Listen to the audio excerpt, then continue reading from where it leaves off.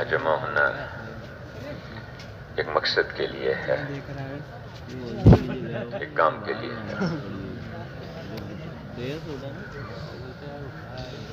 میرے محترم بزرگوں،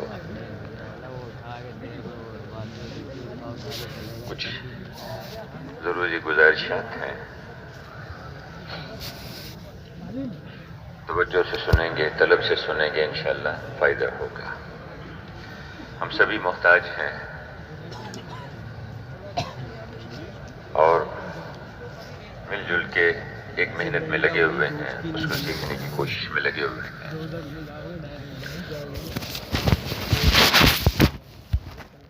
میرے محترم بھائیوں، دنیا میں ایک فضا بنی ہوئی ہے مخلوق سے فائدہ اٹھانے کی، اور یہ جتنی مخلوق ہے یہ خود بخود نہیں وجود میں آئی، اس کو بنانے والے نے بنایا ہے، اور یہ سب مخلوق چھوٹی بڑی جتنی بھی بنی ہے یہ بدلتی رہتی ہے۔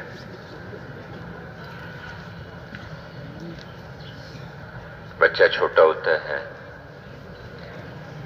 کروٹ نہیں لے سکتا، بات نہیں سمجھا سکتا، رونا ہنسنا پیشاب پخانا بس۔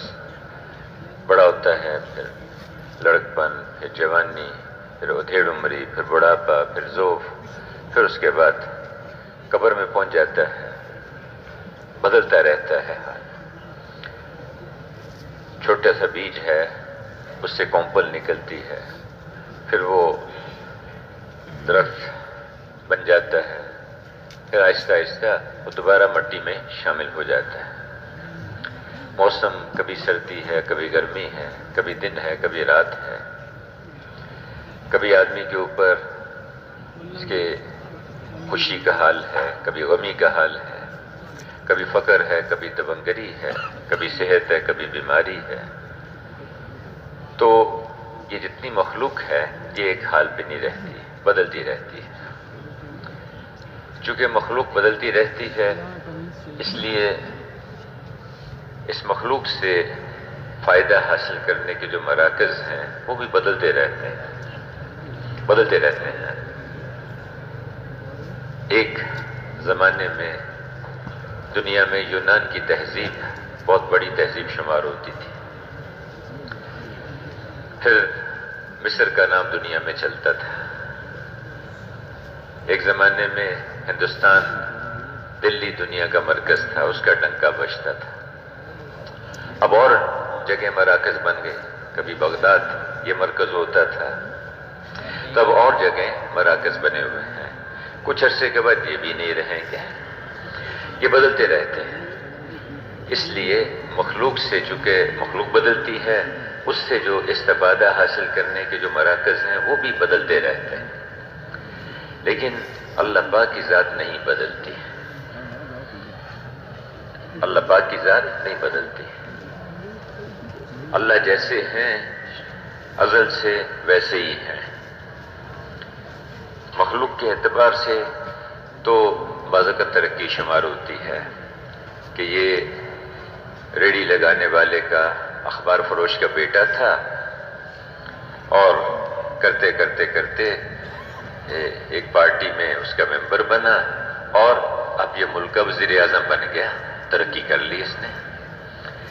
یہ بالکل ان پڑھ آدمی تھا، اور کرتے کرتے مدرسے میں داخل ہوا، اس نے حفظ کیا، پھر کتابیں پڑھی، پھر کرتے کرتے شیخ الحدیث بن گئے۔ تو مخلوق کے اعتبار سے تو یہ ترقی شمار ہوتی ہے کہ وہ بہت آگے بڑھ گیا، لیکن اللہ پاک کے اعتبار سے اگر یوں کہا جائے کہ اللہ پاک کا علم آج بڑھ گیا، زیادہ ہو گیا، تو یہ بات اللہ کے اعتبار سے ٹھیک نہیں ہے۔ اس کا مطلب یہ ہوا کہ ماضی میں نعوذ باللہ اللہ کا علم ناقص تھا، اب اللہ کا علم جو ہے وہ بڑھ گیا، اس میں ترقی ہو گئی، اور اللہ پاک ہر زمانے میں ہر کمی سے، ہر نقص سے، ہر عیب سے پاک ہے اللہ پاک۔ تو اللہ پاک نہیں بدلتے، اس لیے اللہ پاک سے اور اس کی قدرت سے، اللہ پاک کے خزانوں سے فائدہ اٹھانے کا جو مرکز ہے وہ بھی نہیں بدلتا۔ اللہ پاک کی قدرت سے فائدہ اٹھانے کا جو مرکز ہے وہ بیت اللہ ہے، بیت اللہ ہے۔ میرے محترم بھائیو، بیت اللہ پر اللہ کی قدرت مختلف شکلوں میں ہر آن ہر گھڑی وہاں ظاہر ہوتی رہتی ہے۔ بہت سارے واقعات سننے میں ملتے ہیں، لیکن 4 مواقع ایسے ہیں کہ جس میں اللہ کی قدرت بہت بڑے پیمانے پہ ظاہر ہوئی بیت اللہ پر، بہت بڑے پیمانے پر۔ سب سے پہلے تو کچھ نہیں تھا، اللہ پاک نے اس کائنات کے بنانے کا ارادہ کیا، عرش کو بنایا، کرسی کو پیدا فرمایا، پھر پانیوں کو پیدا کیا، اس پہ تجلی فرمائی، آسمان بنے، اور پانی پہ اللہ پاک نے جہاں اس وقت بیت اللہ ہے وہاں سے ایک خشکی کا ایک بلبلہ، ایک زمین کا بلبلہ وہاں سے اٹھایا اور اس کو وہاں چاروں طرف پھیلا دیا، تو زمین وجود میں آئی، زمین بن گئی۔ زمین کو پانی کے اوپر رکھا گیا۔ شروع میں یہ ہلتی تھی، جیسے پانی کے اوپر کاغذ رکھ دیں تو وہ ہلتا ہے، زمین ہلتی تھی، پھر پہاڑوں کو میخوں کی طرح اس کے اوپر گاڑ دیا گیا زمین کے اندر، اس کا ہلنا رک گیا۔ تو اللہ پاک نے زمین کو پیدا فرمایا اور اس میں انسانوں کی ضرورتیں رکھ دی۔ قیامت تک کے آنے والے انسانوں کی ضرورتیں اس زمین کے اندر اللہ نے چھپا دی، اس کے اندر رکھ دی۔ ہر دور میں، ہر زمانے میں لوگ محنت کرتے ہیں، اس کے بقدر ان کو سمجھ آتی ہے۔ پہلے زمانے کے لوگوں نے سمجھا کہ اس مٹی میں، اس زمین میں گندم، چاول، سبزیاں، پھل ہیں، اس اعتبار سے محنت کی، اللہ نے ان کو اس کا فائدہ دیا۔ بعد والوں نے کچھ اور محنت کی، کوشش کی، ان کو سمجھ میں آیا کہ نہیں، اس کے اندر تو بہت ساری دھاتیں ہیں، لوہا ہے، سونا ہے، چاندی ہے، پیتل ہے، اس سے فائدہ اٹھایا۔ پھر بعد والوں کو سمجھ آیا کہ نہیں، اس میں تو انہوں نے اور محنت کی، یہ سمجھ میں آیا کہ اس میں تو تیل ہے، پیٹرول ہے، گیس ہے، اس سے فائدہ اٹھانا شروع کر دیا۔ اب قیامت تک پتہ نہیں کتنی نعمتیں اللہ نے اس مٹی کے اندر، اس زمین کے اندر چھپا رکھی۔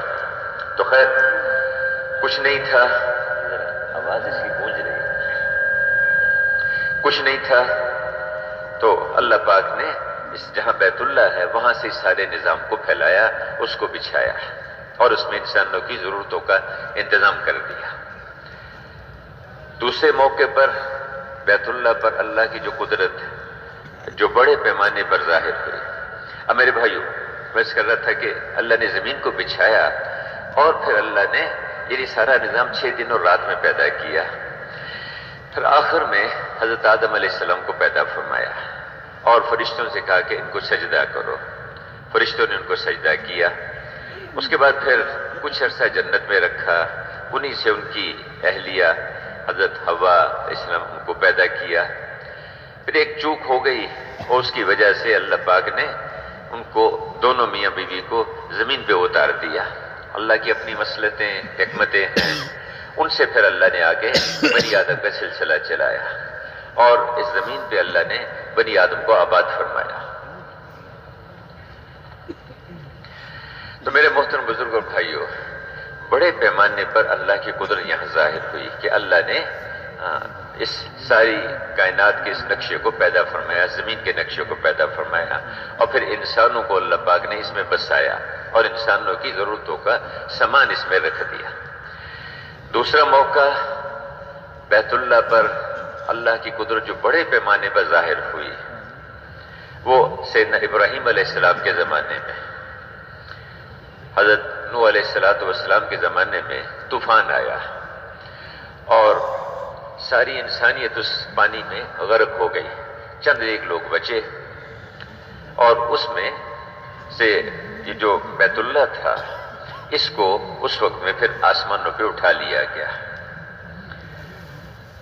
حضرت ابراہیم علیہ السلام کو اللہ پاک نے جب پیدا فرمایا تو آپ نے بڑے ہوئے، پھر آپ نے دعوت دینی شروع کی، اپنی قوم کو سمجھایا، ان کے پاس گئے، ایک ایک آدمی کو دعوت دیتے، اس کو بات کرتے کہ دیکھو بھائی بتوں سے نہیں ہوتا، اللہ کرتے ہیں، اللہ سے ہوتا ہے اور اعمال پر ہوتا ہے۔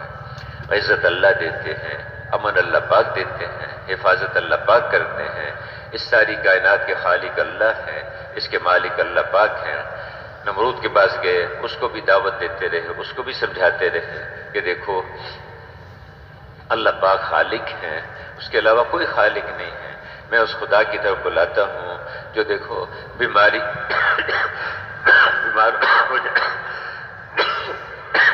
ہو جاتے ہیں تو تندرستی دیتا ہے، زندہ میں سے مردہ کو نکالتا ہے، مردہ میں سے زندہ کو نکالتا ہے، سورج کو مشرق سے طلوع کرتا ہے، مغرب میں اس کو غروب کرتا ہے۔ میں اس اللہ کی طرف تمہیں دعوت دیتا ہوں، اس کی مانو، اس کی اطاعت کرو، اس کی بندگی کرو، اس کے احکامات پہ چلو۔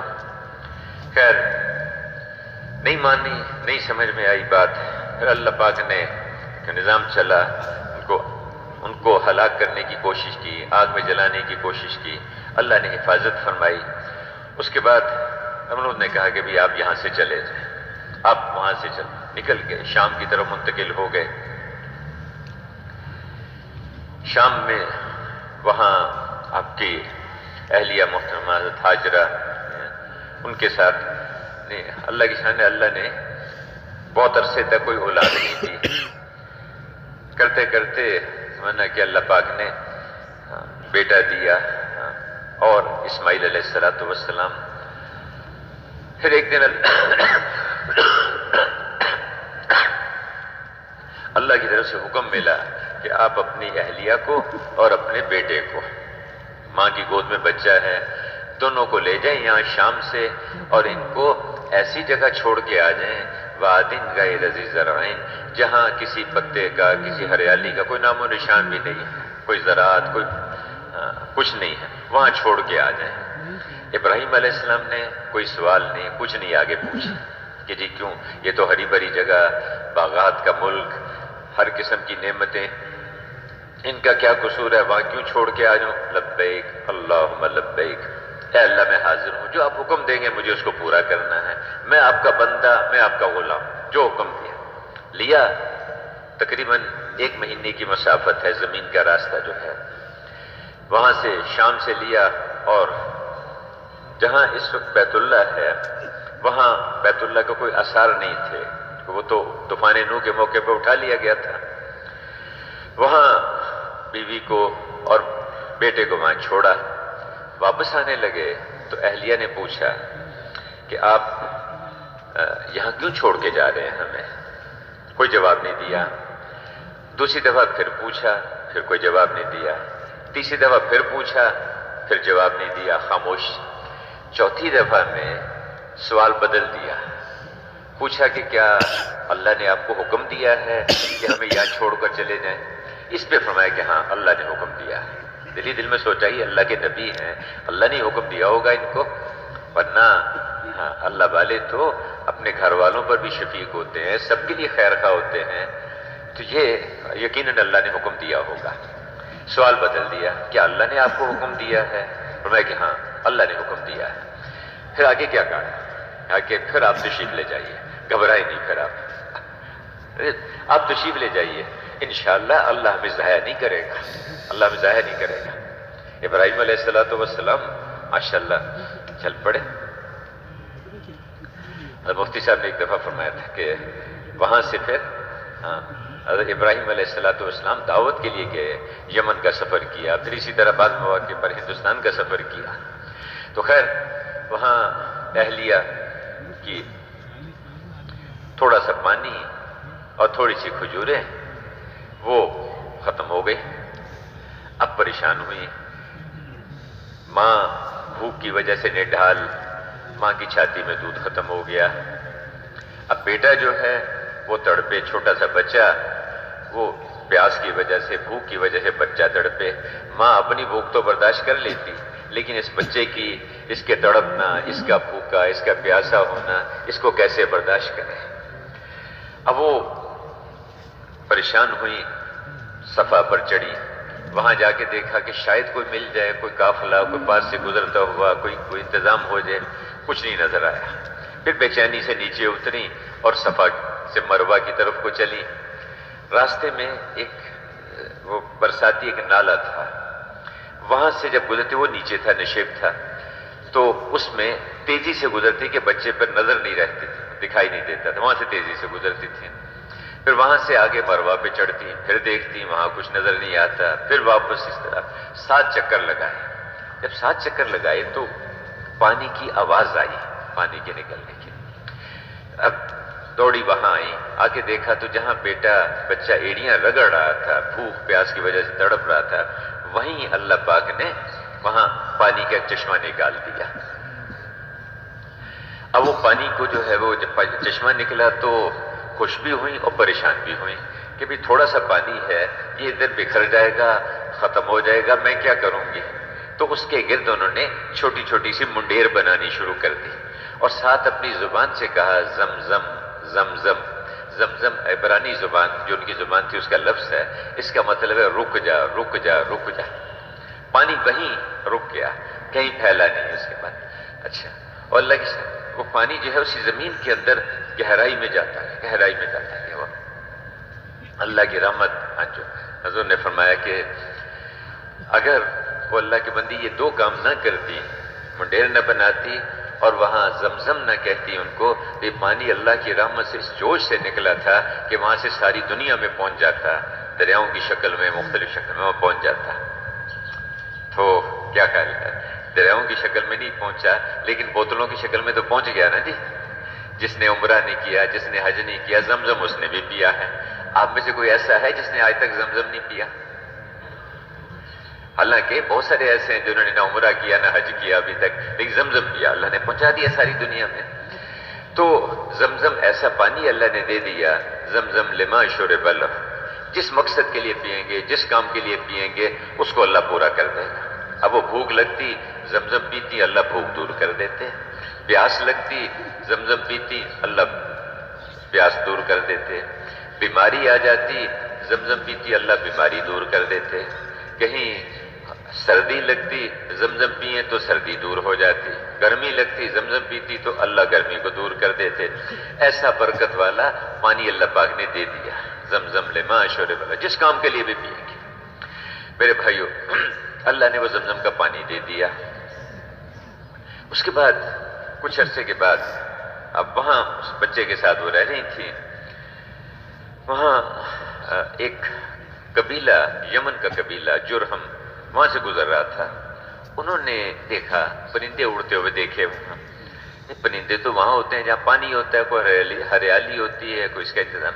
یہاں تو آج تک کبھی ہم نے کوئی پرندوں کو اڑتے نہیں دیکھا، یہ کیسے؟ تو وہ قافلہ سیدھا جانے کے بجائے مڑ کے ادھر کی طرف کو چل پڑا کہ دیکھے تو صحیح یہاں کیا ہے. جب وہاں آئے تو دیکھا کہ ایک عورت ہے، بڑھیا ہے، اس کی گود میں چھوٹا سا بچہ ہے اور وہاں پانی کا انتظام ہے. بہت حیران ہوئے کہ آج تک تو کبھی سنا نہیں تھا، یہ پانی کہاں سے آ گیا. خیر پوچھا ان سے، پھر انہوں نے اجازت مانگی کہ کیا ہمیں اجازت ہے کہ ہم یہیں پڑاؤ ڈال لیں، اپنا قبیلہ یہیں آباد ہو جائے. انہوں نے فرمایا کہ ٹھیک ہے تم یہاں ٹھہر جاؤ، لیکن یہ اس پانی کو تم استعمال کر سکتے ہو، اس کے مالک تم نہیں بنو گے، ملکیت نہیں ہوگی یہ تمہاری، تو تم اس کو استعمال کر سکتے ہو. خیر وہ قبیلہ وہاں آباد ہو گیا، قبیلہ جرہم. حضرت اسماعیل علیہ السلام بڑے ہوئے تو ایک دن ابراہیم علیہ السلام نے اللہ پاک سے اجازت مانگی کہ میں جا کے اپنی بیوی کو، بچے کو دیکھوں. گئے اور اللہ نے اجازت دی، لیکن یہ کہا کہ بھی وہاں پہنچ جاؤ، جاؤ دیکھ کے آ جاؤ، لیکن سواری سے نیچے نہیں اترنا، وہاں نیچے نہیں اترنا، راستے میں جہاں چاہے اترو. وہاں پہنچ گئے. جب پہنچے تو دیکھا کہ بیوی بھی ماشاءاللہ خیریت سے، بچہ بھی ہے. تو اب اہلیہ نے کہا کہ آپ نیچے تشریف لائیں، میں آپ کے لیے کچھ کھانا بناؤں، کچھ آپ کی خدمت کروں. تو میں کہ بھی نیچے اترنے کی اجازت نہیں ہے. لبیک اللہم لبیک.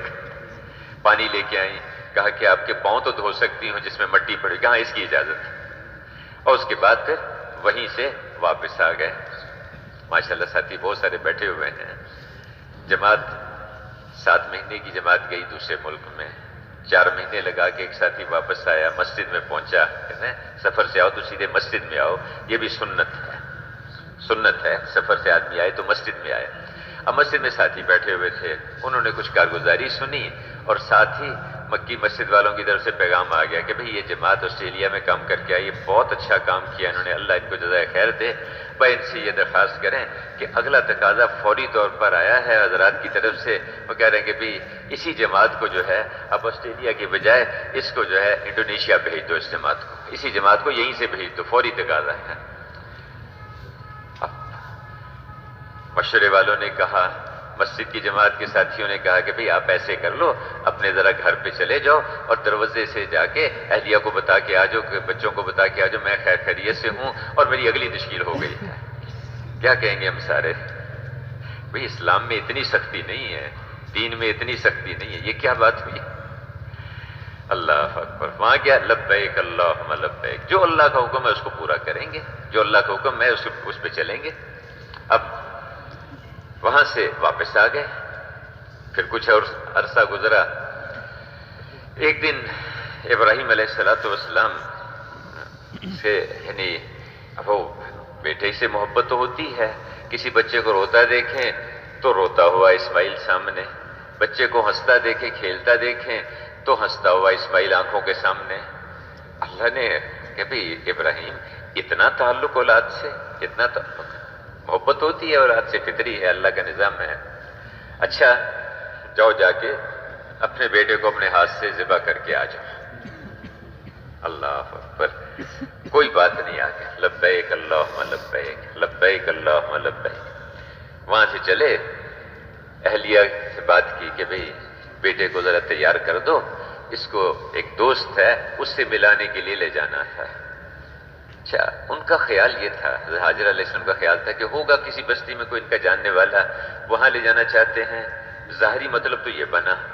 اور ابراہیم علیہ السلام کا مطلب یہ تھا کہ میرا دوست ہے اللہ، میں اللہ کا خلیل ہوں، میرا دوست اللہ ہے اور میں اس کو اللہ سے ملانے لے جا رہا ہوں، اور اللہ سے آدمی اس وقت تک نہیں ملتا جب تک جو ہے دنیا سے رخصت نہ ہو جائے، تو میں اس کو ذبح کرنے لے۔ ان کا اندر کا مطلب یہ تھا، ظاہر مانی وہ یہ سمجھی۔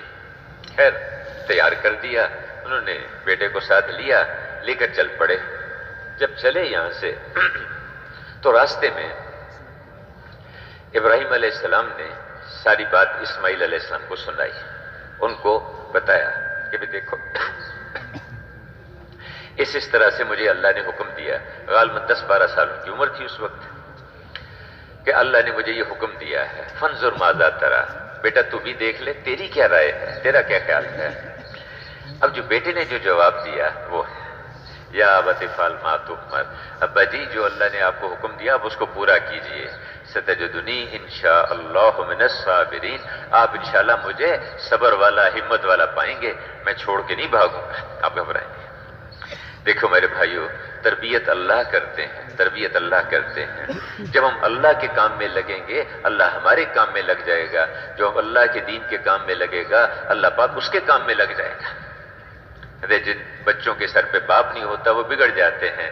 اس بچے کو کس نے ایمان سکھایا، اس بچے کو کی تربیت کس نے کی؟ جب اللہ کے کام میں لگ گئے اللہ پاک ان کے کام میں لگ جائے گا، اللہ ان کی اولادوں کی، ان کی نسلوں کی تربیت کرے گا، ان کی حفاظت کا، ان کی پرورش کا انتظام کرے گا اللہ پاک۔ اب لے کے چلے، راستے میں وہ ابراہیم علیہ السلام اسماعیل علیہ السلام نے انگلی پکڑی ہوئی ساتھ جا رہے ہیں، کیسا محبت کا منظر ہے۔ سامنے شیطان اس میں زمین سے نکلا، اسماعیل علیہ السلام کی طرف اشارہ کیا کہ یہ تیری گردن جو ہے یہاں سے کٹے گی اب یہاں، اور تجھے ذبح کرے گا۔ تو اسماعیل علیہ السلام نے ابراہیم علیہ السلام سے کہا کہ ابا جان وہ دیکھیں وہ کیا، شیطان ہے مردود، اس کو مارو، اس کو پتھر مارے۔ آگے بڑھے، پھر دوبارہ نکلا، پھر اس نے یہ اشارہ کیا کہ دیکھو تیری گردن کٹے گی اب تجھے، بھاگ جا یہاں سے، چھوڑ بھاگ جا۔ پھر کہا ابا جی یہ مارو پتھر اس کو۔ پھر آگے تیسری دفعہ پھر نکلا، کہا پھر مارو پتھر اس کو۔ مکہ سے جب مینا کی طرف کو آتے تو وہاں اب شیطان یہاں سے تو مایوس ہو گیا کہ یہ بچہ جو ہے یہ تو میرے قابو میں نہیں آ رہا۔ وہاں سے چلا گیا ایک بڑھیا کی شکل میں حضرت حاجرہ علیہ السلام کے پاس، ان سے جا کے کہا کہ رونا شروع کر دیا، بینڈ ڈالنے شروع کر دیا کہ ارے تو اجڑ گئی، تیری تو گود اجڑ گئی، تیرا تو سب کچھ لٹ گیا، تیرا کیا ہوا بس تیرا بیٹا جو ہے وہ اس کو جو ہے ابراہیم اس کو جان سے مار دے گا، اس کو ذبح کر دے گا۔ بھائی کیسے ہو سکتا ہے؟ اب اللہ یعنی تو باپ ہے، باپ کبھی بیٹے کو قتل کرتا ہے، بیٹے کو ذبح کرتا ہے؟ یہ کبھی ہو سکتا ہے؟ نہیں، وہ ضرور اس کو قتل کرے گا، اس کو ضرور ذبح کرے گا۔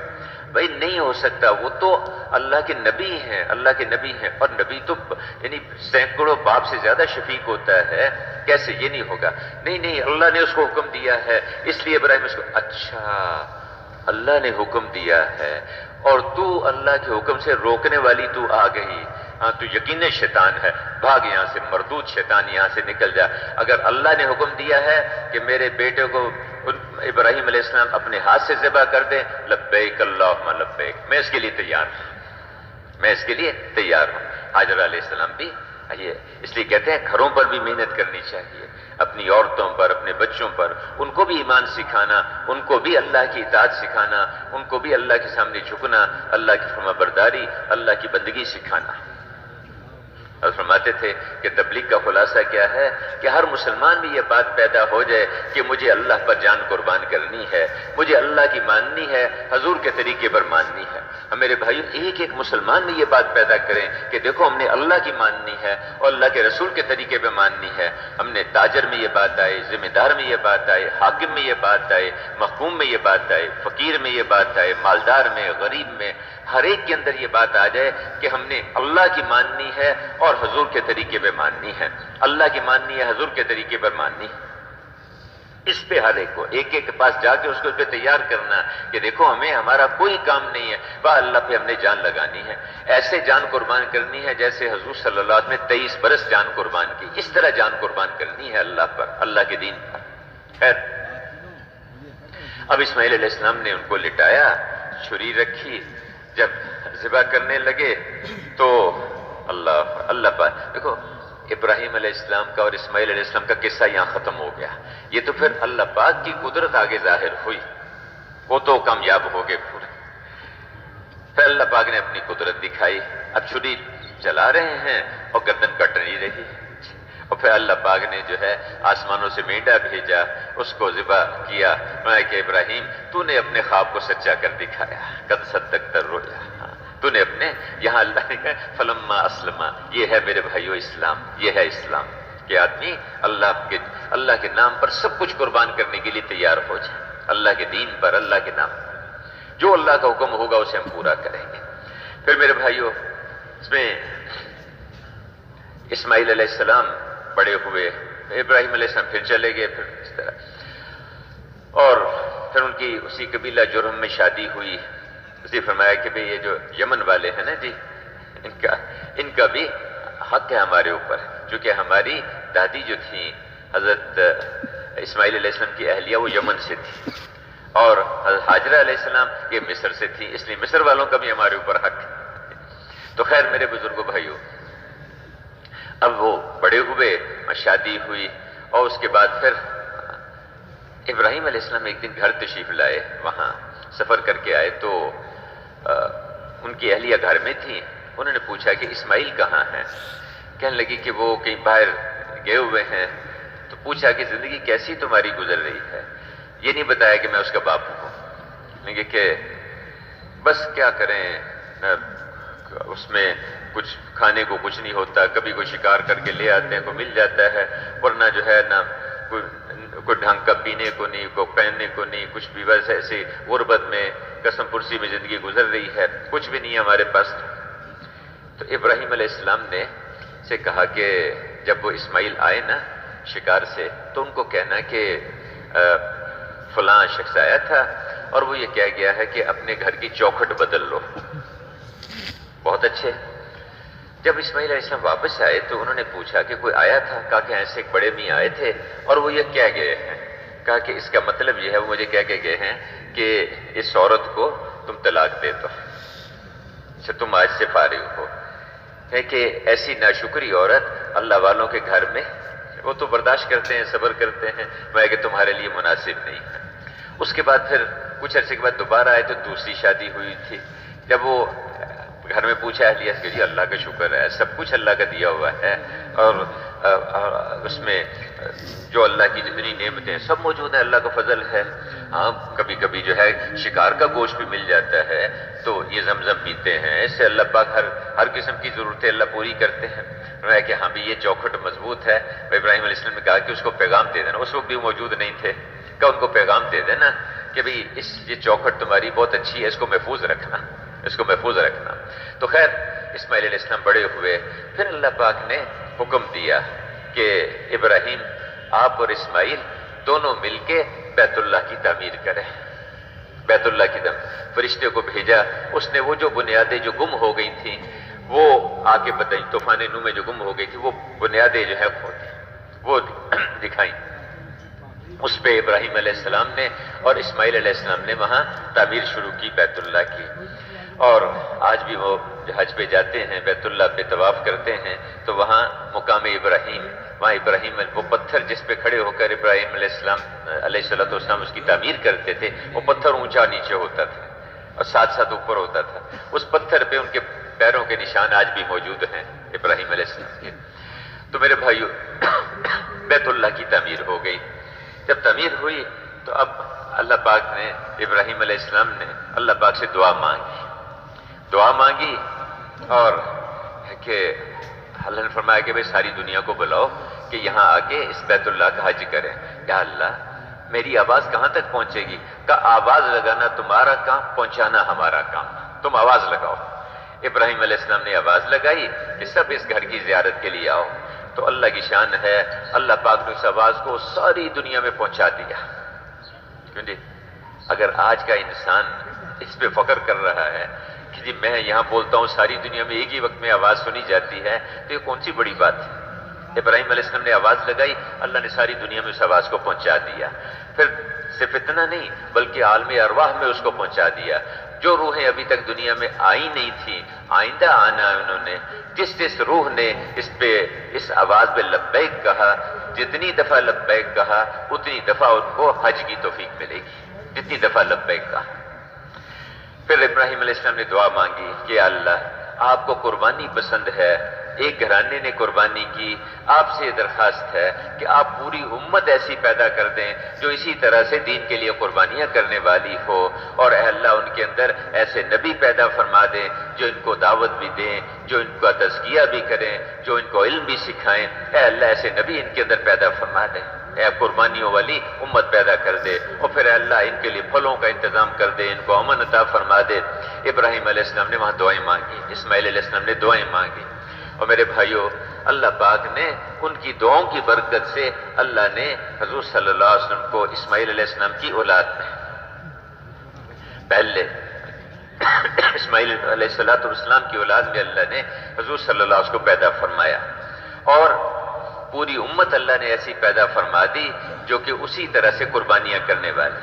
اور میرے بھائیوں جس بیت اللہ پر ایک گھر کی پرورش کا، ایک گھرانے کی پرورش کا انتظام نہیں تھا، اللہ پاک نے اس گھرانے میں ہزاروں نہیں، لاکھوں نہیں، کروڑوں اربوں کی پرورش کا انتظام کر دیا ہے کہ نہیں؟ وہاں پر آج جو پھل دنیا میں کہیں نہیں ملے گا بیت اللہ پہ ملے گا، وہاں مکہ مکرمہ میں ملے گا۔ تو اللہ پاک نے ہزاروں لاکھوں کروڑوں کی پرورش کا انتظام اللہ نے اسی بیت اللہ پر کر دیا۔ میرے بھائیوں تو بڑے پیمانے پر اللہ کی قدرت وہاں بیت اللہ پر دوسرے موقع پر حضرت ابراہیم علیہ السلام کے زمانے میں ظاہر۔ قربانی تو ہوئی، لیکن میرے بھائیوں آج جتنے اعمال وہاں ہیں اس بیت اللہ پہ، جتنے اعمال ہیں، وہاں کا طواف ہے، وہاں کی وہ صحیح ہے، اسی طرح زمزم ہے، اس پہ جو جتنی دعائیں مانگتے ہیں، یہ سب ابراہیم علیہ السلام اور ان کے گھرانے کو یہ اجر مل رہا ہے، اس کا ثواب مل رہا ہے۔ تیسرے موقع پر جس میں بڑے پیمانے پر اللہ کی قدرت بیت اللہ پر ظاہر ہوئی، وہ حضور صلی اللہ علیہ وسلم کی جب ولادت ہوئی اسی سال اس موقع پر یمن کا ایک بادشاہ تھا، ابرہا اس کا نام تھا۔ اس نے کہا کہ یہ لوگ جو ہیں یہاں سے بیت اللہ کی طرف جاتے ہیں، مکہ مکرمہ کی طرف جاتے ہیں، حج کرتے ہیں، عمرہ کرتے ہیں، طواف کرتے ہیں، اور یہاں کے وسائل، یہاں کا مال ادھر لے کے جاتے ہیں، وہاں خرچ کرتے ہیں۔ اس لیے اپنے وسائل کو یہیں رکھنا چاہیے، باہر کیوں جاتے ہیں؟ حالانکہ بھائی رب تو اللہ ہیں، پالنے والے اللہ ہیں بھائی، اس سے اس کا کوئی سروکار نہیں، اس سے کوئی تعلق نہیں اس کا۔ تو اب وہ روکنا چاہیے ان کو کہ وہاں کیوں جاتے ہیں، یہیں خرچ کریں، یہیں رہیں۔ اس نے اپنے وزیروں سے مشورہ کیا، انہوں نے کہا جی ایسے کریں جیسا وہاں ایک گھر بنا ہوا ہے ایسا ہی گھر یہاں بھی ایک بنا دیتے ہیں، یمن میں بھی گھر بنا دیا، بہت اچھا اعلان کر دیا، پوری مملکت میں، پورے یمن میں اعلان ہو گیا کہ آئندہ آپ کو وہاں جانے کی ضرورت نہیں ہے، ہم نے یہاں ایک گھر بنایا ہے اسی طرح کا، اس سے زیادہ اچھا گھر ہم نے بنا دیا ہے، تو آئندہ آپ لوگ یہیں طواف کریں، یہیں اسی گھر کی عبادت کیا کریں، آگے جانے کی ضرورت نہیں ہے۔ کوئی نہیں آیا، پھر اعلان ہوا، کوئی نہیں آیا، کئی دن تک اسی طرح ہو گئے، بادشاہ بھی پریشان، وزیر بھی پریشان۔ ایک دن کیا ہوا کہ رات کے وقت میں 2-3 نوجوان اندر گئے، اندر خوب پیشاب پخانہ کر کے آ گئے، اور یہ سمجھایا، یہ بتایا کہ یہاں ہم عبادت کرنے کے لیے تو نہیں آئیں گے، ہاں پخانہ کرنے کے لیے ضرور آئیں گے یہاں پر۔ اس سے جب اس کو خبر ملی تو غصے میں آ گیا، بہت ناراض ہوا، کیا کریں؟ اس کے وزیروں نے اگلا مشورہ دیا۔ مولانا محمد احمد صاحب رحمۃ اللہ فرمایا کرتے تھے کہ آدھا پاگل تو آدمی حکومت کے نشے میں ہو جاتا ہے، آدھا پاگل، اور باقی جو تھوڑی سی عقل ہوتی ہے وہ اس کے وزیر مشیر اس سے لے لیتے ہیں۔ تو اب وہ مشورہ کیا ان سے، انہوں نے کہا جی ایسے کریں، اس گھر کی عبادت اس وقت ہوگی جب آپ اس بیت اللہ کو گرائیں گے۔ اب یہ عقل نہیں، یہ سمجھ نہیں کہ وہ بیت اللہ تو قربانیوں سے وجود میں آیا، ابراہیم علیہ السلام، اسماعیل علیہ السلام اور ان کے پورے گھرانے کی قربانیاں، اس کی وجہ سے وہ بیت اللہ جو ہے وہ تعمیر ہوا، اس کو تم کیسے گرا سکتے ہو؟ تو ایک ہے مال کی بنیادوں پہ چلنا، حکومت کی بنیادوں پہ چلنا، دل حکومتیں نہیں پلٹ سکتی، مال کی وجہ سے دلوں کو نہیں پلٹا جا سکتا، دل تو قربانیوں سے پلٹتے ہیں، اور دل جب مشقتوں کے ساتھ دین کا کام کیا جاتا ہے اور قربانیوں کے ساتھ دین کا کام کیا جاتا ہے، اس سے اللہ پاک دلوں کو پلٹتے ہیں، دلوں کے اندر یہ بات آتی ہے کہ ہاں ان کی مانو، ان کے پیچھے چلو۔ وہ پورے گھرانے کی قربانیاں، اس پہ اللہ پاک نے بیت اللہ کو اس کی تعمیر کروائی ان سے۔ اب چلا وہاں سے، اس زمانے میں سب سے بڑی جو قوت ہوتی تھی وہ ہاتھیوں کا لشکر تھا، ہاتھیوں کا لشکر لے لیا اس نے کہ اب جا کے بیت اللہ کو گرانا ہے۔ وہاں سے چلا، چلتے چلتے وہاں جب مزدلفہ کے پاس پہنچے، وادی محصر اس سے پہلے وہاں پہنچے تو اس کے آدمیوں نے حضور صلی اللہ علیہ وسلم کے دادا عبد المطلب ان کے کچھ اونٹ پکڑ لیے اور پکڑ کے لے آئے۔ عبد المطلب کو پتا چلا کہ اس طرح سے ابرہہ آیا ہے اپنی فوجوں کے ساتھ بیت اللہ کو گرانے کے لیے، بیت اللہ کے سردار تھے وہاں کے، انہوں نے پتا چلا کہ بھی اس کے آدمیوں نے ان کے اونٹ پکڑ لیے، وہاں سے وہ آئے، آ کے کہا کہ بات کرتا ہوں ابرہہ سے۔ ابرہہ کے آدمیوں نے بتایا کہ اس طرح مکہ کے جو سردار ہیں عبد المطلب وہ آئے ہیں آپ سے بات کرنے کے لیے۔ ابرہہ کا خیال یہ تھا کہ وہ آئے ہوں گے کہ مجھے روکے، منع کرے کہ تم کیوں حملہ کرنے کے لیے آئے ہو یہاں پر، بیت اللہ ہے اس سے۔ تو اب وہ آئے، جب بیٹھے بات چیت ہوئی تو انہوں نے کہا کہ تیرے آدمیوں نے میرے اونٹ پکڑ لیے ہیں، تیرے آدمیوں نے میرے اونٹ پکڑ لیے ہیں، ان سے کہو کہ میرے اونٹ واپس کریں۔ اس نے آدمیوں کو بلایا، کبھی ان کے اونٹ واپس کر دو، یہ سردار ہیں یہاں کے، اونٹ واپس کر دیے۔ اس نے اگلی سوال پوچھا، اگلی بات پوچھی اس نے کہ آپ کو معلوم ہے کہ میں یہاں بیت اللہ کو گرانے کے لیے آیا، آپ جانتے ہیں، اور آپ نے مجھ سے بیت اللہ کی کوئی بات نہیں کی، آپ یہاں کے سردار ہیں، آپ مجھ سے اپنے اونٹوں کی بات کر رہے ہیں۔ اس پہ فرمایا انہوں نے، کہا کہ دیکھو بات یہ ہے کہ ان اونٹوں کا مالک میں ہوں، اس گھر کا بھی ایک مالک ہے، اس گھر کا بھی رب ہے، اس کا مالک بھی ہے، وہ اپنے گھر کی حفاظت کرنا بہت اچھی طرح سے جانتا ہے، بہت اچھی طرح جانتا ہے۔ میرے بھائیو، جب موت آتی ہے تو بیت اللہ پہ اس کے خلاف منصوبے بنانے شروع کر دیتا ہے، اس پہ تدبیریں اپنی چلانی شروع کر دیتا ہے۔ تو اس کا بھی رب ہے، وہ اپنے گھر کی حفاظت کرنی بہت اچھی طرح جانتا ہے۔ خیر وہ اپنے اونٹ لے کے آگے، اس کا قافلہ آگے بڑھا، تھوڑا سا آگے بڑھے تو سمندر کی طرف سے وہاں سے چھوٹے چھوٹے پرندے آئے، ابابیل، اور ان پرندوں کے منہ میں چھوٹی چھوٹی کنکریاں، پنجوں میں چھوٹی چھوٹی کنکریاں۔ ہاتھیوں کا لشکر، اللہ نے اس کو ختم کرنے کے لیے کوئی مقابلے پہ ہاتھی نہیں بھیجے، کوئی اللہ پاک نے کوئی مقابلے پر کوئی جانور نہیں بھیجے، کوئی کتے، کوئی بھیڑیے نہیں بھیجے، چھوٹے چھوٹے پرندے۔ اچھا پرندوں کو بھی یہ نہیں کہا کہ ان کی آنکھوں میں پنجے ہی مار دو، یہ بھی نہیں کیا، بلکہ پرندوں کے منہ میں چھوٹے چھوٹے سے کنکر، اور وہ پرندے اوپر آئے اور ایک کنکر اوپر سے گراتے، جو فوجی جو سپاہی اس کے سر پہ گرتا، اس کی لوہے کی ٹوپی کو کاٹتا، پھر اس کی کھوپڑی کو کاٹتا، اس کے جسم کو کاٹتا، وہاں سے گزر کے ہاتھی کے جسم میں داخل ہوتا، ہاتھی کو کاٹتا اور زمین پہ جا کے دھس جاتا ہے۔ اور تھوڑی دیر میں وہ سارا ہاتھیوں والا لشکر، الم تر کیف فعل ربک باصحاب الفیل، تم نے نہیں دیکھا کہ تمہارے رب نے اس ہاتھیوں والے لشکر کے ساتھ کیا کیا؟ ایسے کر دیا کہ جیسے جانور گھاس کو چر کے چپا کے تھوک دیتا ہے، ایسے کر دیا اس کو۔ میرے بھائیو، اللہ کی قدرت آج بھی اسی طرح سے موجود ہے، تو اللہ پاک نے اس ہاتھیوں والے لشکر کا صفایا کر دیا۔ اور میرے بھائیو، تیسرے موقع پر اللہ کی قدرت یہ ابرہہ کے واقعے میں ظاہر، بڑے پیمانے پر ظاہر، بڑے پیمانے پر، کہ جو بیت اللہ کے اس کے خلاف وہ منصوبے بنائے گا، اللہ پاک اس کے ساتھ اس طرح سے انتظام کرے گا۔ پھر میرے بھائیوں اور بزرگوں، چوتھا موقع، جس موقع پر اللہ کی قدرت بڑے پیمانے پر ظاہر ہوئی بیت اللہ پر، کہ وہاں اللہ پاک نے حضور صلی اللہ علیہ وسلم کو پیدا فرمایا، اسی مکہ مکرمہ میں، اسی بیت اللہ۔ اب تو وہ گھر جو ہے وہ بیت اللہ کے اس کے بیچ میں آ گیا ہوا ہے، جہاں حضور صلی اللہ علیہ وسلم کی ولادت ہوئی۔ تو آپ جب پیدا ہوئے تو یتیم، والد کا آپ کی پیدائش سے پہلے انتقال ہو گیا۔ 6 سال کی عمر ہوئی تو والدہ آمنہ رضی اللہ عنہا ان کا بھی انتقال ہو گیا۔ 8 سال کی عمر ہوئی تو دادا جو بڑی محبت کرتے تھے، یعنی چونکہ سردار تھے، ان کے لیے ایک قالین بچھا ہوتا تھا بیت اللہ کے ساتھ، اس سے سہارا لگا کے بیت اللہ کی دیوار کے ساتھ وہاں بیٹھا کرتے تھے۔ کسی کو اس قالین پہ بیٹھنے کی اجازت نہیں تھی سوائے حضور صلی اللہ علیہ وسلم کے، کہ یہ میرا بیٹا جو ہے بھائی اس کو کوئی نہیں روکے گا، وہ وہاں بیٹھا کرتے تھے۔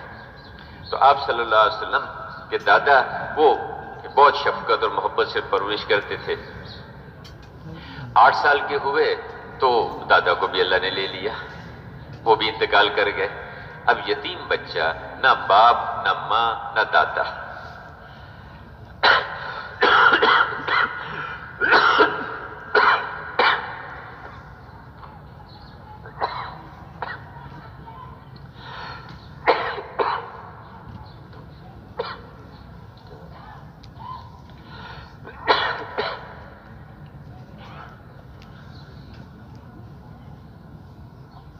عام طور پر یتیم بچے بگڑ جاتے ہیں جن کا باپ سر پہ نہ ہو۔ اللہ پاک نے ابراہیم علیہ السلام کے بچے کی بھی تربیت فرمائی، اور حضور صلی اللہ علیہ وسلم کو اللہ پاک نے کیسی تربیت فرمائی۔ اب چچا نے پرورش میں لے لیا، ابو طالب نے، انہوں نے پرورش میں لیا، گھرانہ عیالدار تھا، غریب تھے، تو اس کا کچھ اتنا کافی نہیں ہوتا تھا گھر میں۔ تو حضور صلی اللہ علیہ وسلم نے اس عمر میں 8-10 سال کی، 10-12 سال کی عمر میں، مانتے کہ تھوڑی سی اجرت کے لیے میں بکریاں چرایا کرتا تھا، بکریاں چراتا تھا تاکہ کچھ گھر کا گزارا ہو جائے۔ اب میرے بھائیوں، جب آپ صلی اللہ علیہ وسلم بڑے ہوئے، آپ نے 40 سال ان کے بیچ میں گزارے، اور زندگی ایسی گزاری آپ نے، آپ کے اخلاق ایسے شاندار، یعنی آپ امین ہیں، صادق ہیں، ساری قوم اپنے مسائل آپ کے پاس لے کر آتی ہے۔ بیت اللہ کی دوبارہ جب تعمیر کرنے لگے تو اس میں تھوڑا سا جھگڑا ہو گیا، اور ہر قبیلہ کہے کہ وہ جو حجر اسود ہے ہم لگائیں گے، دوسرا قبیلہ کہے ہم لگائیں گے، تیسرا کہے کیا کہ اتنے میں کہ جو صبح جو سب سے پہلے بیت اللہ پہ آئے گا اس سے فیصلہ کروائیں گے۔ اگلے دن صبح حضور صلی اللہ علیہ وسلم آ رہے تھے، دیکھا کہ وہ محمد آ گئے، یہ صادق ہے، امین ہے، یہ سب سے اچھا فیصلہ کریں گے۔ ایسے معروف تھے، ہر جھگڑے میں آخر میں ان سے پوچھ لیتے تھے، اور دشمن بھی کہتے کہ بھی یہ سچے ہیں، امانت دار ہیں۔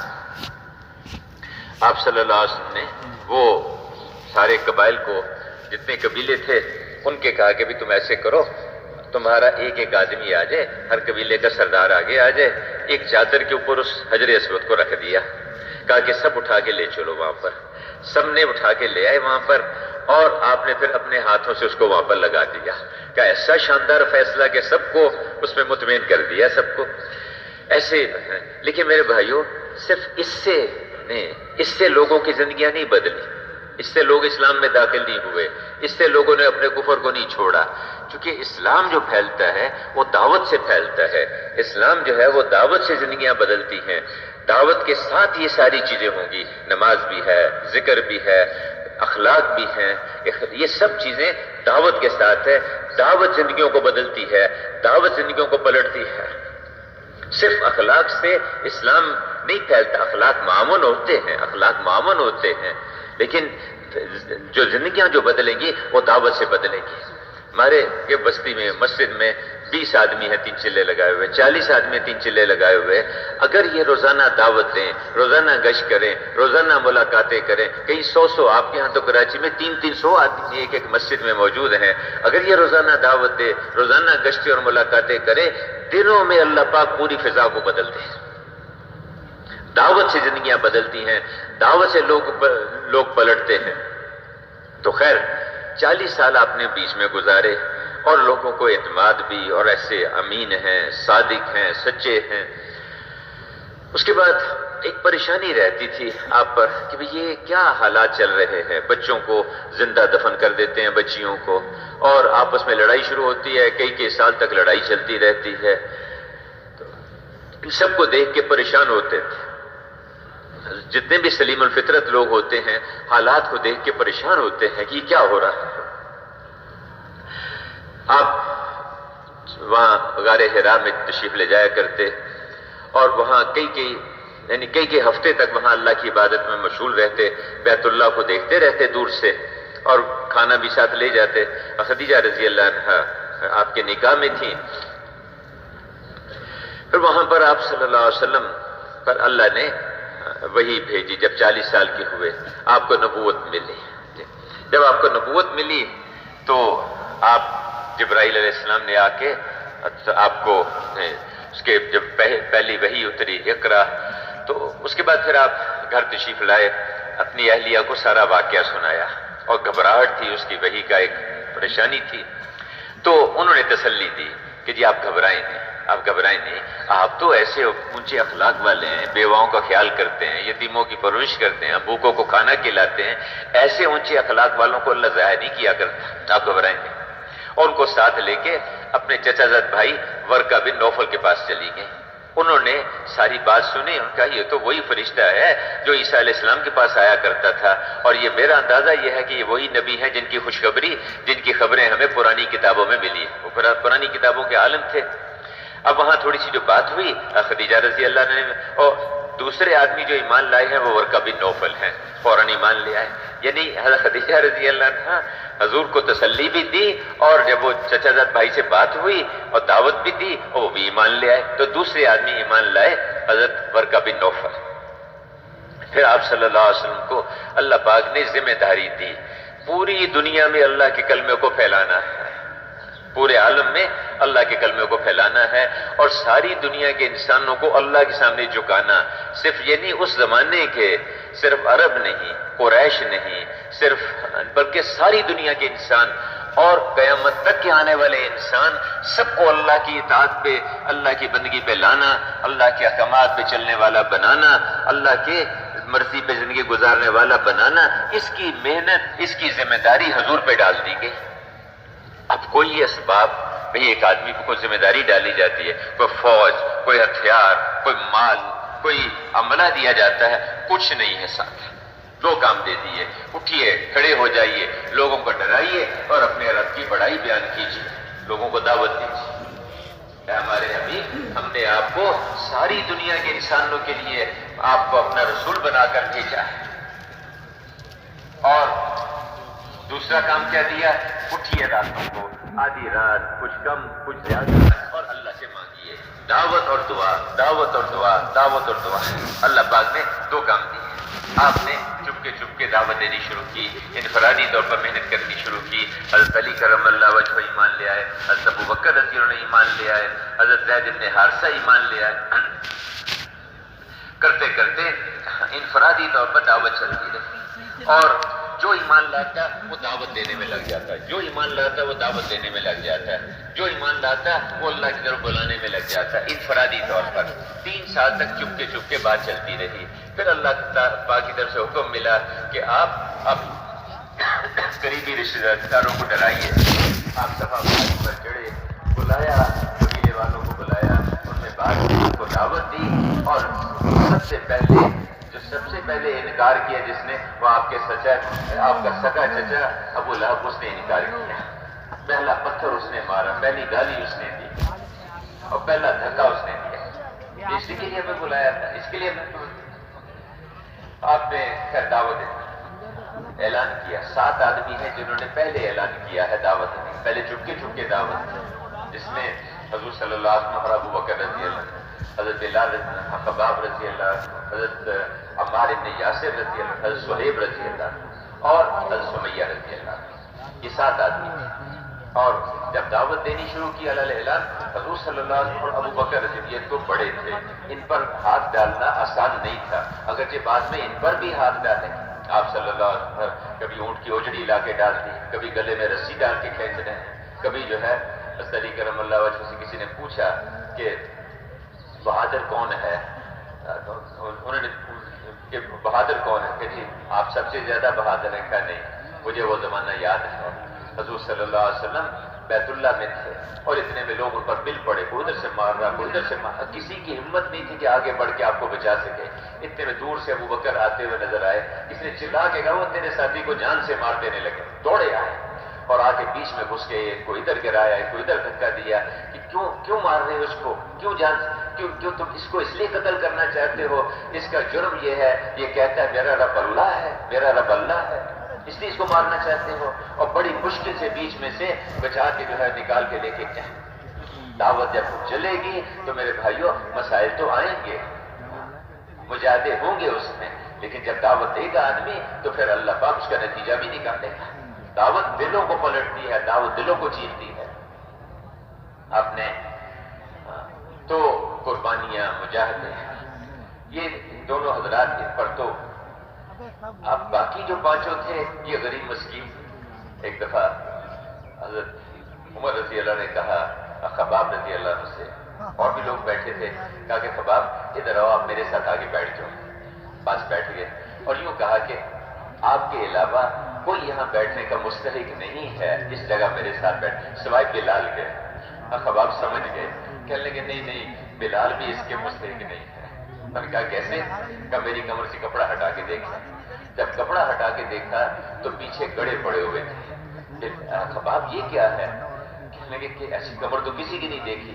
کہنے لگے کہ میں نے جب دعوت دینی شروع کی، لوگوں کو اللہ کی طرف بلانا شروع کیا، اسلام قبول کیا میں نے، وہاں تو یہ بنیاد تھی کہ جو اسلام قبول کرے گا وہ دائی بنے گا، جو اسلام قبول کرے گا وہ دعوت میں لگے گا، جو اسلام قبول کرے گا وہ اللہ کی طرف بلائے گا۔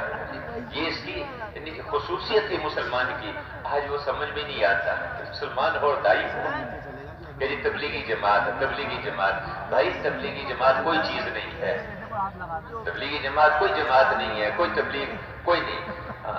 ہر مسلمان تبلیغ والا، ہر مسلمان کی ذمہ دعوت کا کام ہے، ہر مسلمان کی ذمہ داری ہے لوگوں کو اللہ کی طرف بلانا، ادعو الی سبیل ربک بالحکمہ، اللہ کے راستے کی طرف، اللہ کی طرف دعوت دینا حکمت کے ساتھ، ہر مسلمان کی ذمہ داری ہے۔ حضور کی نیابت میں ہر مسلمان اس کا ذمہ دار ہے۔ اب وہ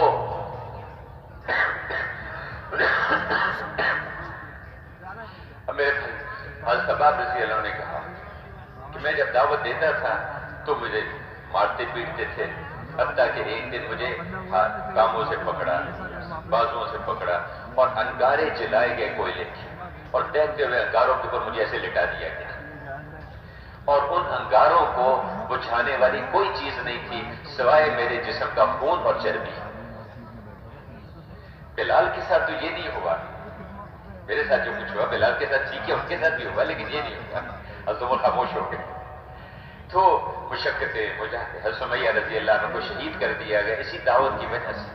حضرت عمار بن یاسر، حضرت یاسر، حضرت سمیہ، ان کو ابو جہل کبھی مار رہا، کبھی جو ہے وہ تو کبھی عتبہ، کبھی شیبہ۔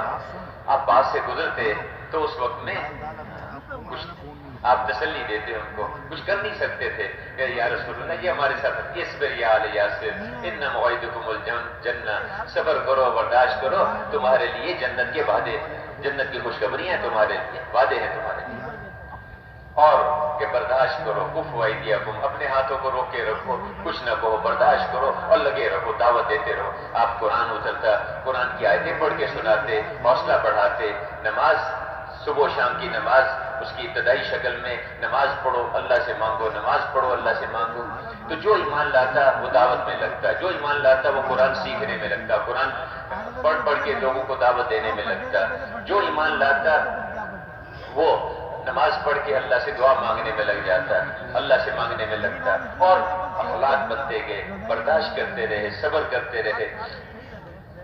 پھر میرے بھائیوں بزرگوں، کرتے کرتے اللہ پاک نے آپ صلی اللہ علیہ وسلم کی اسکیم کو ساری دنیا میں چلایا۔ پھر آپ وہاں سے ہجرت کر کے وہاں مدینہ منورہ تشریف لے آئے۔ جب اللہ نے آپ کو اس سے پہلے معراج کا واقعہ ہوا جس میں حضور صلی اللہ علیہ وسلم کو جبرائیل علیہ السلام اپنے ساتھ لے کے چلے، بیت المقدس کی طرف کو لے کر گئے، راستے میں 4 جگہ نفل پڑے، اور جب وہاں پہنچے تو جبرائیل علیہ السلام پوچھا کہ آپ نے معلوم ہے آپ نے کہاں کہاں نفل پڑے؟ کہا نہیں بتائیے۔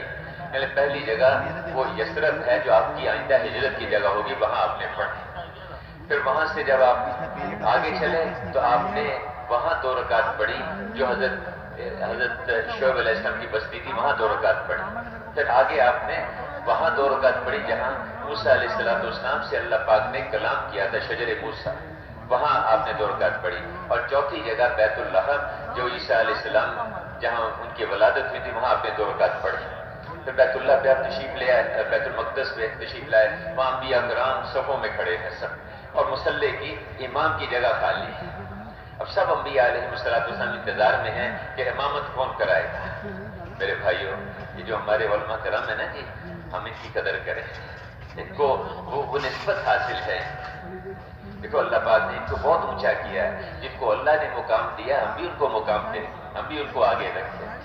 نماز کا وقت آتا ہے، دن میں 5 دفعہ اللہ پاک ہمیں ایک بات سمجھاتے ہیں، 5 دفعہ دن میں کہ جی وہ اجی ڈاکٹر صاحب آپ ذرا پیچھے ہو جائیں، بریگیڈیئر صاحب آپ بھی ذرا پیچھے ہو جائیں، اجی مالدار صاحب، تاجر صاحب آپ بھی ذرا، مولانا آپ آگے تشریف لائیے، آپ نماز پڑھا دیجیے۔ کیوں نہیں؟ دن میں 5 دفعہ اللہ پاک بتاتے ہیں کہ نہیں؟ تو ہم ان کی قدر کریں۔ خیر یہ تو ایسے بیچ میں بات آ گئی۔ تو جبرائیل علیہ السلام نے حضور صلی اللہ علیہ وسلم کا بازو پکڑا، ان کو آگے مصلی پہ کھڑا کر دیا، اس لیے کہتے ہیں امام الانبیاء، امام الانبیاء، سارے نبیوں کے امام ہیں آپ صلی اللہ علیہ وسلم۔ آپ نے نماز پڑھائی، اس کے بعد پھر آپ معراج پہ آسمانوں پہ تشریف لے گئے۔ جب وہاں پہنچے تو اللہ پاک نے پوچھا کہ آپ ہمارے لیے کیا لے کر آئے ہیں؟ کہا کہ یا اللہ التحیات للہ والصلوات والطیبات، کہ اللہ جتنی عبادتیں مالی بدنی قولی وہ سبھی آپ کے لیے ہم کیا لا سکتے ہیں آپ کے لیے؟ میں السلام علیکہ ایھا النبی ورحمۃ اللہ وبرکاتہ، اے ہمارے حبیب آپ پر سلامتی ہو، برکتیں ہوں، رحمتیں ہوں اللہ کی طرف سے۔ اور فوراً کیا فرمایا کہ السلام علینا وعلی عباد اللہ الصالحین، اے اللہ صرف میرے اوپر نہیں، میرے اوپر بھی اللہ، میرے اوپر بھی، اور جتنی انسانیت، جتنے نیک لوگ ہیں، جتنے اے اللہ جتنے نیک، ان سب کے اوپر آپ کی رحمت۔ اللہ کی شان ہے، اللہ کے حبیب ہمیں وہاں جا کر نہیں بھولے اور ہم یہاں اپنے کھیتوں میں، اپنی دکانوں میں، اپنے گھروں میں ہم اللہ کے رسول کو بھول گئے۔ اللہ کے حبیب یعنی اسے سمجھانے کے لیے دکاندار کے پاس آئے، کہتے بھائی میرے یہاں جگہ دے دو. یا رسول اللہ مسجد میں تو آ کے آپ کو دیکھ لیں گے, اس دکان میں آپ کے لیے گنجائش نہیں میری. وجہ یہ ہے کہ جب آپ اگر یہاں آ گئے تو مجھے سچ بولنا پڑے گا, میں ملاوٹ نہیں کر سکوں گا, میں کسی کو دھوکہ نہیں دے سکوں گا, میں کم نہیں توڑ سکوں گا, اس لیے آپ یہاں سے تو تشریف لے جائیے. اللہ کے رسول کھیت والے کے پاس جاتے ہیں, اس سے کہتے ہیں اجی یا رسول اللہ آپ مسجد میں پہنچ جائیں, میں وہاں آپ کے پاس آ جاؤں گا. اگر آپ میرے کھیت میں آ گئے تو میں تو سودی نظام پر میں بیج نہیں لے سکوں گا, میں جو ہے سودی قرضے پر میں کھاتے نہیں لے سکوں گا, میں تو عشر بھی مجھے روکنا ہے, مجھے تو عشر دینا پڑے گا. اگر آپ آ گئے آپ یہاں سے بھی تشریف لے جائیے, آپ یہاں سے بھی تشریف لے جائیے. اچھا مجھے اپنے گھر میں ہی جگہ دے دو. یا رسول اللہ اگر آپ میرے گھر میں آ گئے تو میرے گھر میں وہ جو خرافات ہے مجھے تو وہ ساری نکالنی پڑے گی. اگر آپ میرے گھر میں آ گئے تو مجھے تو گھر کے اندر بیوی کے ساتھ بھی اچھا سلوک کرنا پڑے گا, بچوں کا بھی مجھے اور والدین کی بھی مجھے خدمت کرنی پڑے گی, رشتہ داروں کے ساتھ بھی مجھے اچھا سلوک کرنا پڑے گا. میں تو زمین کے جھگڑے میں بہن کے ساتھ کبھی بولتا نہیں ہوں, میں تو مکان کے جھگڑے میں چچا کے ساتھ مقابلے پہ کھڑا ہوں, تو میں یہ نہیں کر سکتا, میں یہ نہیں کر سکتا. آپ میرے گھر سے بھی تشریف لے جائیے بھائی, یہ ہمارا معاف کر دینا, یہ ہمارا. تو میرے بھائیوں اللہ کے رسول ہمیں وہاں نہیں بھولے, ہم یہاں رمل میں بھول گئے. کھانے میں حضور کا طریقہ نہیں سامنے, پینے میں حضور کا طریقہ سامنے نہ رہا, لباس میں حضور کا طریقہ سامنے نہ رہا. کہتے یہ حضور کا کہتے یہ پرانے طریقے کا, سواری پہ کیسے بیٹھنا ہے, سفر کیسے کرنا ہے, شادی میں حضور کا کیا طریقہ, سب کو راضی کریں گے. سب سے زیادہ ناراض اللہ اور اللہ کے رسول کو کریں گے. شادی ہے, شادی ہماری خوشی اللہ کی ناراضگی میں, ہماری خوشی اللہ کے رسول کی ناراضگی میں. اور اللہ کے رسول وہاں نہیں بھولے ہمیں ماننا. اس کے بعد اللہ نے پوچھا کہ آپ کو بہت ساری صفات ہم نے دی ہیں, آپ کو ان میں سے سب سے زیادہ پسند کون سی صفت ہے؟ فرمایا کہ اے اللہ میں آپ کا بندہ ہوں, عبدیت, پر مجھے یہ سب سے زیادہ پسند ہے. پھر جب آپ واپس تشریف لا رہے تھے تو اللہ نے 8 چیزیں آپ کو خاص طور سے دی اپنی امت کے لیے کہ یہ ہماری طرف سے لے کے جائے. ایک تو 5 نمازیں دی, نماز دی, اور روزہ دیا اور زکوٰۃ دی. 5 نمازیں وہاں پر دی اور روزہ اور زکوٰۃ, صدقہ, یہ دیا اللہ نے اب امت کے لیے, کہ اپنی امت کے لیے. اور اس کے ساتھ ساتھ یہ کہا کہ تمہارا مذہب اسلام ہوگا اور تمہارا نام مسلمان ہوگا.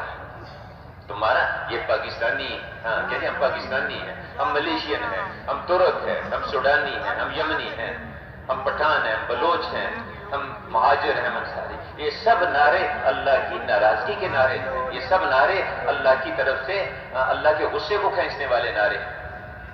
ہم اس کی بنیاد پہ کسی کے ساتھ سلوک نہیں کریں گے یہ میری پارٹی کا ہے, یہ میری قوم کا ہے, یہ میرے قبیلے کا ہے. ہم اللہ کے امر کو دیکھیں گے, اللہ کے رسول کے طریقے کو دیکھیں گے, اس بنیاد پہ ہم سب کے ساتھ چلیں گے. ہم مسلمان ہیں. اللہ نے تمہارا نام مسلمان رکھا ہے, یہ اللہ نے آسمانوں سے طے کر کے بھیجا, اور تمہارا دین اسلام ہے. قبر میں رکھا جائے گا, پوچھا جائے گا بتا تیرا دین کون سا ہے. اب جس نے قوم کو, قبیلے کو اور اپنی زبان والوں کو, اور کیسی طلبہ کی یونین ہے, یہ استادوں کی یونین ہے, یہ تاجروں کی انجمن ہے, یہ راجپوتوں کی, یہ میمنوں کی, اور یہ گجراتیوں کی, یہ مہاجروں کی, کوئی یونین نہیں ہے, کچھ نہیں. ہم اللہ کے ہیں اور ہم اللہ کے رسول کے ہیں, ہم مسلمان ہیں. اب قبر میں رکھا جائے گا, جب یہ پوچھا جائے گا بتا تیرا دین کون سا ہے, کیا جواب دے گا یہ وہاں پر جا کے؟ ہاں میرا دین اسلام ہے, میں مسلمان ہوں, میں مسلمان ہوں, میرا دین اسلام. اس کے بعد 3 چیزیں اور دی, دعوت, امر بالمعروف نہی عن المنکر, اور اللہ کے راستے کی ہجرت, نقل و حرکت. یہ 8 چیزیں معراج کے موقع پر آسمانوں سے اللہ پاک نے اپنے حبیب کو دے کر اس امت کے لیے بھیجا. اب میرے بھائیوں بزرگوں, کل ہجرت فرمائی آپ نے, ہجرت کر کے آپ یہاں تشریف لے آئے. میں مختصر کر رہا ہوں کہ مدینہ منورہ تشریف لے آئے. وہاں آ کے آپ نے آتے ہی سب سے پہلا آپ نے کام کیا کیا, وہاں مسجد بنائی. آپ نے وہاں مسجد بنائی. میرے بھائی اور بزرگوں, یہ جو 4 موقع پر اللہ کی قدرت بیت اللہ پر بڑے پیمانے پہ ظاہر ہوئی, یہ 4 ہی مسئلے ہیں ہر شخص کے. ان کو چیزیں ملیں, ان کے گھرانے کی ان کی پرورش ہو جائے، دشمن سے ان کی حفاظت ہو جائے، اور ان کی سکیم، ان کا منصوبہ، ان کی تدبیر وہ کامیاب ہو جائے۔ یہ 4 مسئلے ہیں ہر شخص کے، اور یہی 4 مسئلے ہیں ہر حکومت کے۔ ہر حکومت کے یہی 4 مسئلے ہیں کہ ہمیں چیزیں ملیں، ہماری پبلک کو چیزیں ملیں، ہماری پبلک کی پرورش ہو جائے، پبلک کی پرورش ہو، اور اس کی دشمن سے حفاظت ہو جائے، اور ہماری اسکیم دنیا میں چلے۔ ہر حکومت کے یہی 4 مسئلے ہیں۔ اب میرے بھائیوں بزرگوں، وہاں سے جب ہجرت کر کے آپ تشریف لائے، یہاں آپ نے مسجد بنائی، وہاں مدینہ منورہ میں مسجد بنائی۔ آپ جب وہاں تشریف لائے تو آپ کی اونٹنی، جب ہجرت کر کے آپ آئے تو آپ کی اونٹنی جو ہے، اب اس کے وہاں چونکہ آپ سے 1 سال پہلے، یہاں ہجرت سے 1 سال پہلے آپ نے مصعب بن عمیر اور بعض جگہ عبداللہ بن ام مکتوم بھی آتے ہیں رضی اللہ عنہ، ان حضرات کو بھیجا تھا وہاں جا کے محنت کرنے کو۔ وہاں مدینہ منورہ میں محنت کی اس طرح سے کہ مدینہ میں کوئی گھر ایسا نہیں بچا کہ جس میں کوئی نہ کوئی مسلمان نہ ہو۔ 1 سال پہلے محنت کرنی، اس لیے اب وہاں محنت کیا اور اللہ نے ایک فضا بنائی۔ تو انتظار تھا کہ حضور صلی اللہ علیہ وسلم تشریف لائیں گے۔ جب آپ کے آنے کی خبر ملی کہ حضور صلی اللہ علیہ وسلم اور ابو بکر رضی اللہ عنہ آ رہے ہیں، تو روز جو ہے وہ وہاں سنیت الوداع، وہاں استقبال کے لیے لوگ آ جاتے تھے۔ جب ایک دن آئے تو وہ اس کے جانے لگے، انتظار کرتے رہتے تھے۔ تو اتنے میں بھی حضور صلی اللہ علیہ وسلم ابو بکر رضی اللہ عنہ آئے، تو انہوں نے ایک یہودی نے دیکھا، وہ کہا کہ وہ دیکھو وہ جس کا تم انتظار کر رہے تھے کئی دنوں سے، وہ آ رہے ہیں۔ تو حضور صلی اللہ علیہ وسلم جب تشریف لائے ابو بکر، تو چھوٹی چھوٹی بچیوں نے شعر پڑھے، طلعت بدر علینا من ثنیات الوداع، کہ 14ویں کا چاند طلوع ہو گیا ہمارے اوپر سنیت الوداع کی طرف سے، اور ہمارے ذمہ شکر واجب ہے جب تک جو ہے دائی دنیا میں دعوت دیتے رہے، ہمارے ذمہ شکر واجب ہے۔ تو آپ صلی اللہ علیہ وسلم تشریف لائے، وہاں آپ نے وہاں مسجد بنائی، اور جو مسجد بنائی آپ نے وہ ایسی کہ ہر آدمی آسانی سے بنا سکتا ہے۔ دن میں مردوں نے کام کیا، رات میں مسکرات نے کام کیا۔ اور پھر میرے بھائیوں، اس مسجد میں کھجور کے تنے، وہ ستون، اور اوپر اس کے کھجور کے پتوں کی چھال، نیچے کچا فرش، ہلکی بارش ہوتی تو وہ اس کے جو کیچڑ ہو اس میں اسے حفاظت ہو جاتی، تیز بارش ہوتی تو پانی اندر آ جاتا۔ بعض موقع پر آپ نے کیچڑ میں بھی سجدہ کیا۔ اور اس مسجد میں کوئی بیت الخلا نہیں، کوئی وضو خانہ نہیں، کوئی غسل خانہ نہیں، کوئی پکا فرش نہیں، کچھ نہیں، حتیٰ کہ کوئی چراغ بھی نہیں، حضرت تمیم داری رضی اللہ عنہ، انہوں نے پہلی دفعہ مسجد میں چراغ جلایا ہے۔ آپ صلی اللہ علیہ وسلم بہت خوش ہوئے، اتنا خوش ہوئے، آپ نے فرمایا کہ اگر میری کوئی بیٹی ہوتی، غیر شادی شدہ اگر کوئی بیٹی ہوتی تو میں اس کا نکاح اس کے ساتھ کر دیتا۔ ایک صحابی وہاں بیٹھے تھے، سمجھدار لوگ تھے، اللہ نے حضور کی مصاحبت کے لیے ان کو چنا تھا۔ آدم علیہ السلام سے لے کر اور قیامت تک کے آنے والے سارے انسانوں کی قلوب پر نگاہ ڈال کے اللہ پاک نے حضور کی مصاحبت کے لیے یہ چند لاکھ آدمیوں کو چنا تھا۔ یہ چنے ہوئے لوگ تھے حضور کی صحبت کے لیے۔ کہتے ہیں میرے صحابہ، ہر صحابی ستاروں کی طرح سے ہے، جس کے پیچھے بھی چلو گے تم کامیاب ہو جاؤ، منزل پہ پہنچ جاؤ۔ اور میرے کسی صحابی کو ہلکا سمجھنا، کہتے ہیں ان کے بغیر کوئی کام ہو ہی نہیں سکتا، جیسے کھانا جو ہے نمک کے بغیر مزیدار بن نہیں سکتا، اس طرح میرے صحابہ کے بغیر کوئی کام نہیں ہو سکتا، صحیح ہو ہی نہیں سکتا، ان کے پیچھے ہی چلنا۔ تو آپ صلی اللہ علیہ وسلم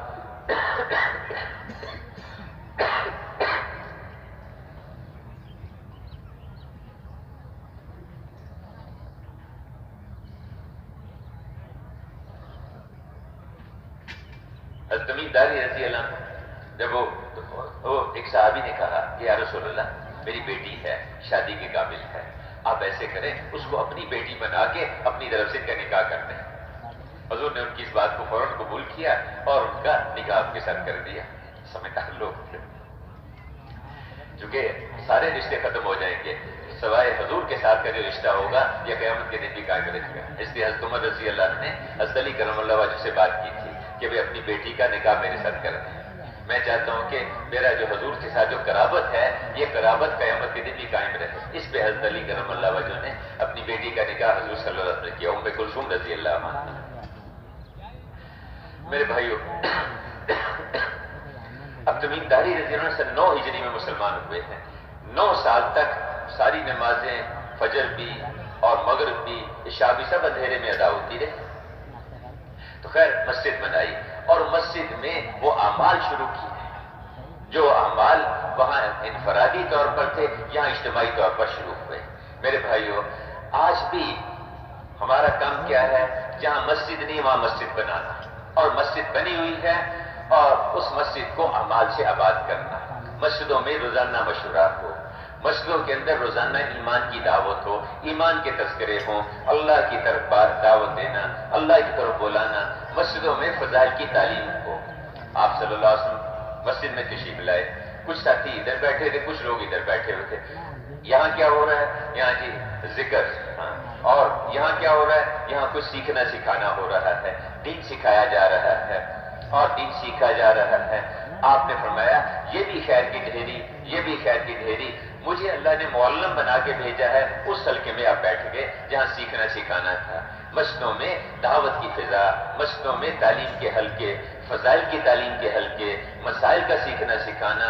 علماء کرام اس کی خود فکر کرنے والے ہوں کہ ہمارے محلے کا ہر آدمی عبادات کا دین سیکھے. دیکھیے تبلیغ میں دین نہیں سکھایا جاتا، وہ دین جس کا تعلق جد و جہد کے ساتھ ہے، محنت کے ساتھ ہے، اس کی طرف متوجہ کیا جاتا ہے.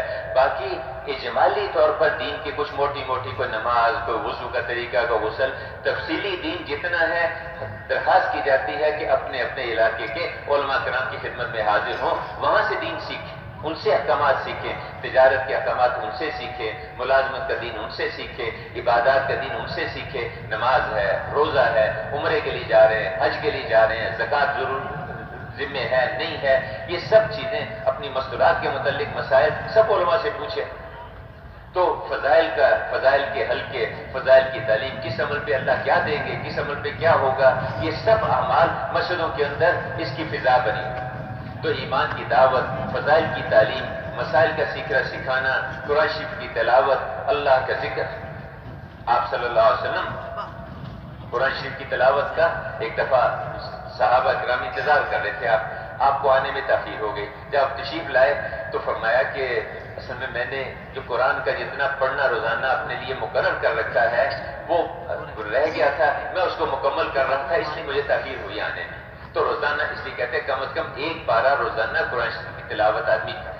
اور جو حفاظ کرام ہیں ان کو اللہ نے یہ سعادت دی ہے، ان سے کہتے ہیں کہ 3 پارے روزانہ پڑھا کریں، 3 پارے روزانہ اس کا اہتمام کریں. تو میرے بھائیوں، مسجدوں میں ان اعمال کا اہتمام، مسجدوں میں انفرادی دعوت، گشتیں، ملاقاتیں، لوگوں کو مسجد میں لے کے آنا، ان کو ان اعمال والا بنانا، ان کو اللہ کے راستے میں نکلنے پر تیار کرنا، اس کے لیے مسجدوں میں مشورے ہوں. اس کے لیے مسجدوں کے اندر حضور صلی اللہ علیہ وسلم یعنی مسجد میں مشورہ، آپ گھر میں مشورہ ہوتا تھا. بعض اوقات عشاء کے بعد حضرت ابوبکر، حضرت عمر رضی اللہ عنہ آپ کے ساتھ بیٹھتے، فجر کی نماز ہو جائے، فجر کی نماز کا وقت ہو جاتا. تو یعنی کہ حضور نے فرمایا، جس کا مفہوم ہے کہ اللہ اور اللہ کا رسول مشورے کا محتاج نہیں، لیکن اللہ نے مشورے کو خیر کی چیز بنایا. جب تمہارے مالدار سخی ہوں، بہترین لوگ تمہارے حاکم ہوں، آپس کے کام مشورے سے ہوتے ہوں، تو زمین کے اوپر رہنا قبروں میں دفن ہونے سے زیادہ اچھا ہے. تو مسجدوں میں روزانہ مشورہ، مسجدوں کے اندر روزانہ اس کا سوچنا کہ بھی ہماری مسجد ساری دنیا میں دین کے پھیلنے کا کیسے ذریعہ بنے، ساری دنیا میں اسلام کے پھیلنے کا کیسے ذریعہ بنے، گھر گھر میں ایمانی زندگی وجود میں آئے، گھر گھر میں اسلامی زندگی وجود میں آئے. اس کے لیے روزانہ مشورہ کرنا، اس کے لیے روزانہ فکر کرنا. ہر مسجد پوری دنیا میں ہدایت کے آنے کا ذریعہ بن سکتی ہے. اللہ نے ہمیں ترتیب ایسی دے دی. ہر مسجد کی جماعت فکر کر کے روزانہ کی ملاقاتیں، روزانہ کی گشتیں اور روزانہ کی محنت، پھر ہفتے واری جو گشت ہے، اس کے ذریعے محلے کے ہر مرد کو اس محنت میں لا سکتے ہیں. اس کو ایمان والا بنانا، اس کو نماز والا بنانا، اس کو دعا والا بنانا. سروزے کی جماعتوں کے ذریعے قریب کی بستیاں، بیرونی گشت کے ذریعے قریب کے محلے، چلے کی جماعتوں کے ذریعے ہر مسجد پوری ملک کے اندر، اور سال 7 مہینے کی جماعتوں کے ذریعے پوری دنیا کے ملکوں میں دین کو پھیلا سکتی ہے. ہر مسجد کی جماعت پوری دنیا میں دین پھیلا سکتی ہے. اس کے لیے مشورہ کرنا، اس کے لیے سوچنا. جب مشورے کے لیے بیٹھیں تو ساری دنیا کو سامنے رکھ کے بیٹھ کے سوچیں، سارے عالم کو سامنے رکھ کے اور پورے دین کو سامنے رکھیں اور پوری امت کو سامنے رکھ کے سوچیں کہ بھی کیسے ہماری مسجد پوری دنیا میں ہدایت کے آنے کا ذریعہ بنے، پورے عالم دین کے پھیلنے کا ذریعہ بنے۔ میرے بھائیوں بزرگوں، اس کام میں بچے کے اندر یہ سوچ پیدا کرنی کہ تو پورے عالم کا ذمہ دار ہے، تجھے اللہ نے پوری دنیا کے لیے بھیجا ہے، یہ معمولی سوچ نہیں ہے۔ اور قومیں اپنی سوچ کی وجہ سے بلند ہوتی ہیں۔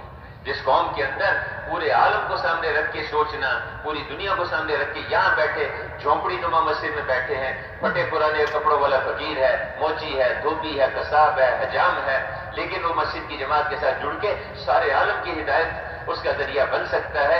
سارے عالم کو سامنے رکھ کے چلے، ہم جہاں بھی کام کریں گے، جہاں بھی عمل کریں گے، اس کا اثر پوری دنیا پر پڑے گا، پورے عالم پر پڑے گا۔ اس کا یہ جو گشت ہم یہاں کر رہے ہیں، اس کا اثر ساری دنیا کے ملکوں پر پڑے گا۔ یہاں جو ہم تعلیم کا حلقہ لگائیں گے، کیونکہ اس امت کا معاملہ اجتماعی ہے، اس امت کا معاملہ اجتماعی ہے، جہاں بھی ہم عمل کریں گے اس کا اثر پوری دنیا پر، پورے عالم پر پڑے گا اس کا اثر۔ تو میرے بھائیوں، اب مسجدوں میں ان اعمال کی فضا بنانا، اب جن مساجد میں ان اعمال کا ماحول ہوگا، ان اعمال کی فضا بنے گی، یہ مسجدیں ان مسجدوں کا تعلق بیت اللہ کے ساتھ ہو جائے گا، اور جو قدرت بیت اللہ پہ اللہ کی ظاہر ہوئی، وہی قدرت اس مسجد پر اور اس مسجد کے آباد کرنے والوں پر ہوگی۔ مسجد ہر متقی کا گھر ہے، مسجد ہر نبیوں کے بیٹھنے کی جگہ ہے۔ جو مسجد میں آ گیا وہ اللہ کی رحمت میں آ گیا، جو مسجد میں کثرت سے رہتے ہیں وہ اللہ کے پڑوسی ہیں، فرشتے ان کے ہم نشین ہو جاتے ہیں، کسی کام کو نکلتے ہیں فرشتے ان کی مدد کرتے ہیں، اور کسی کو بیماری آ جاتی ہے فرشتے ان کی عیادت کرتے ہیں۔ یہ مسجدیں ہیں، اللہ کے گھر ہیں۔ مسجدوں کو آباد کرنا، مسجدوں میں کثرت سے رہنا، اور مسجدوں کے آداب کا بھی خیال رکھنا، مسجدوں کے آداب کا بھی خیال رکھنا۔ اب میرے بھائیوں، مسجدوں کو آباد کرنا، تو اب مساجد، جب ان مساجد کا جوڑ ہے بیت اللہ کے ساتھ، جتنی دنیا بھر کی مسجدیں ہیں سب بیت اللہ کی بیٹیاں ہیں، سب بیت اللہ کی بیٹیاں ہیں۔ ان مسجدوں میں وہ اعمال جو بیت اللہ پہ، وہ اعمال جو حضور صلی اللہ علیہ وسلم جن پہ امت کو کھڑا کیا تھا، وہ اعمال ان مسجدوں میں ہوں گے، ان کا جوڑ بیٹھے گا بیت اللہ کے ساتھ، اور بیت اللہ کا جوڑ ہے اللہ کی قدرت کے ساتھ۔ تو جیسے اللہ نے وہاں ان کی پرورش کی، اللہ نے ان کی حفاظت کی، اللہ پاک نے ان کی تربیت فرمائی، اسی طرح ان مسجدوں کو آباد کرنے والے اللہ پاک ان کو غیب سے چیزیں دے گا، اللہ پاک ان کی پرورش کرے گا، اللہ ان کی اور ان کے گھرانوں کی حفاظت کرے گا، اور اللہ پاک ان کے مشوروں کو دنیا میں چلائے گا، ان کی تدبیروں کو دنیا میں پھیلائے گا۔ اگلا کام کیا کرنا ہے؟ ہر گھر کو مسجد کی شاخ بنانا ہے، ہر گھر کو مسجد کی شاخ بنانا۔ وہی اعمال جو مسجدوں میں ہوتے ہیں وہی اعمال ہر گھر میں جاری ہوں۔ گھروں میں ہماری مسکرات، ایمان کی دعوت، ایمان کے تذکرے۔ حضور کے زمانے میں عورتیں بھی دعوت دیتی تھیں، عورتیں بھی ایمان کی بات کرتی تھیں۔ خدیجہ رضی اللہ عنہ، میں نے عرض کیا کہ پہلے کتنی عورتیں ہیں جو خدیجہ رضی اللہ عنہ کی دعوت پر ایمان لائی۔ حضرت ام جمیل رضی اللہ عنہ جو حضور حضرت عمر رضی اللہ کی ہمشیرہ ہیں، جنہوں نے ان کو دعوت دی تھی، حضرت عمر رضی اللہ عنہ کو، اور انہوں نے ان کی پٹائی بھی کی تھی، اے ام جمیل، یہ حضرت ان کی جو ہمشیرہ، ان کو دعوت خدیجہ رضی اللہ عنہ نے دی تھی، ان کی دعوت پہ ایمان لائی۔ اور کتنی عورتیں ہیں جن کو حضرت خدیجہ نے دعوت دی، ان پہ ایمان لائی۔ ام جمیل نے دعوت دی، ام شریک رضی اللہ عنہ مکہ میں عورتوں کو دعوت دیتی تھی گھروں میں، اور ان کو جا کے سمجھاتی تھی، ایمان لاتی تھی، حتیٰ کہ جو قریش مکہ تھے، کفار تھے، کہ یہ تو ہماری عورتوں کو بھی خراب کر رہی ہے، ان کو سزا دینے کا سوچا، اور ان کو جو ہے رسی ہاتھوں سے باندھ کے ان کو 6 آدمیوں کے ساتھ بھیجا کہ جاؤ اس کے میکے اس کو چھوڑ کے آ جاؤ۔ خیر وہ لمبا واقعہ ہے۔ راستے میں اللہ پاک نے جو ہے ویسا معجزہ دکھایا، وہ بیچاری نڈال ہو گئی، مرنے کے قریب ہو گئی۔ اللہ نے آسمانوں سے ڈول اتارا، اس کا پانی پیا، بڑے حیران ہوئے جو مشرکین تھے جو ان کو لے کے جا رہے تھے۔ جب اٹھے دیکھا کہ یہ تو کیا قصہ ہوا، انہوں نے سارا واقعہ سنایا اور دعوت دی، اور وہ 6 کے 6 جو قتل کرنے آئے تھے، جو جان سے مارنے آئے تھے، جو وہاں سے نکالنے کے لیے آئے تھے، وہ 6 کے 6 ایمان لے آئے۔ تو عورتیں بھی دعوت دیتی تھی گھروں میں، عورتوں کو سے بات کرتی تھی، ان کو دعوت دیتی تھی، اور گھروں کے اندر فضا ایسی تھی، ایمان کے تذکرے، آخرت کے تذکرے، اعمال کے تذکرے ہوتے تھے۔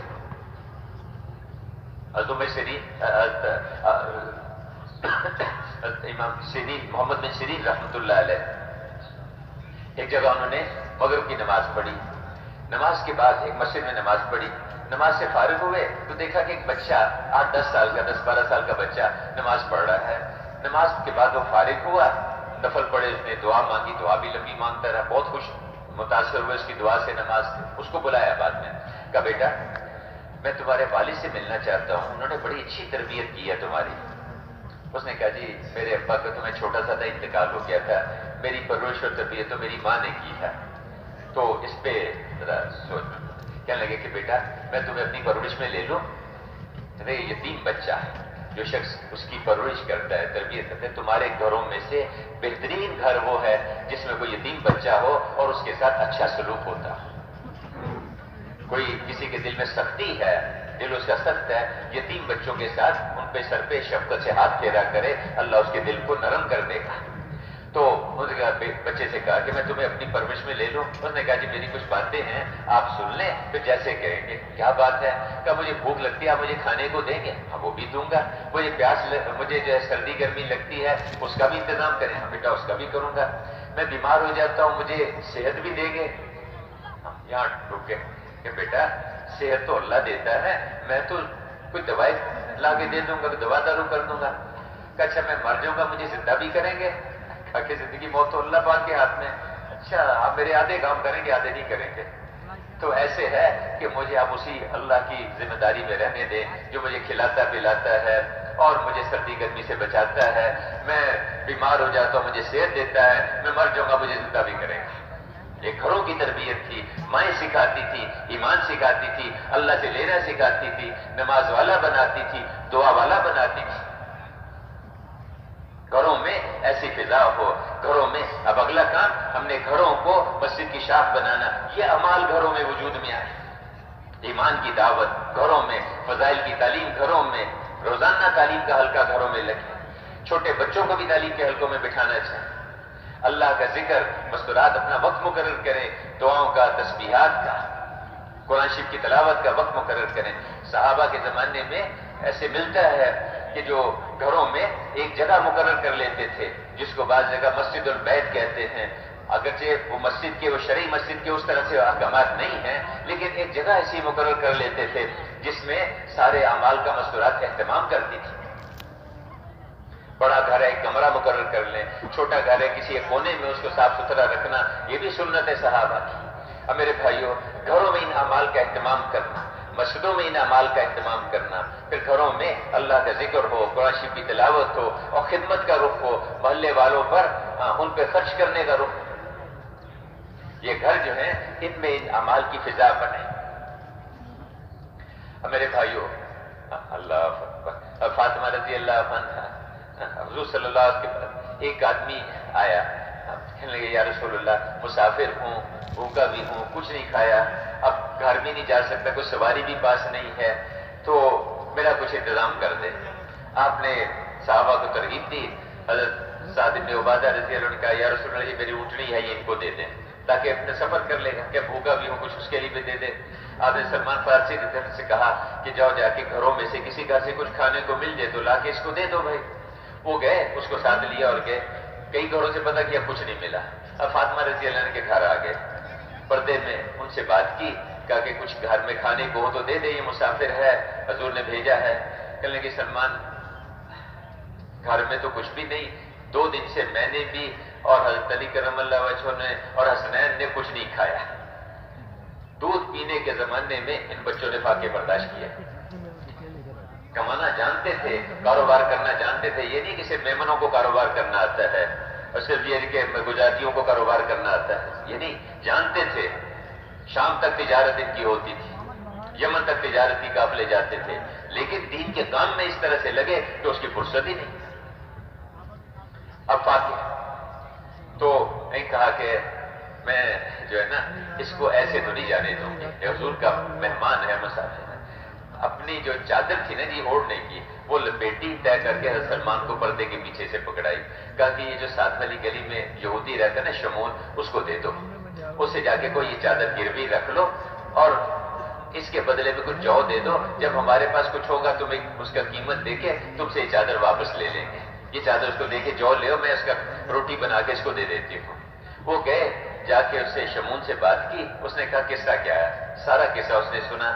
بہت متاثر ہوا، کہنے لگا کہ یہ نہیں ہوگا، یہ نہیں ہوگا۔ چادر لپیٹی واپس کی، 350 جو بھی دیے، کہا کہ سلمان یہ نبوت ہے، یہ نبوت ہے، جاؤ فاطمہ سے کہہ دو میں تیرے باپ پہ ایمان لے آیا، تیرے باپ پہ ایمان لے۔ ہمارے گھر لوگوں کی خدمت کا ذریعہ تھا، ہمارے گھر پڑوس والوں کے لیے ان کے لیے نفع کا ذریعہ تھا۔ گھروں میں ایسی فضا، ایمان کی دعوت، فضائل کی تعلیم، مسائل کا سیکھنا سکھانا، گھروں کی جو مستورات ہیں ان کے متعلق مسائل ہم علماء سے پوچھ کے ان کی رہنمائی کریں، علماء سے پوچھ کے اپنی گھروں کی جو گھر کی جو مستورات ہیں ان کو سکھائیں دی۔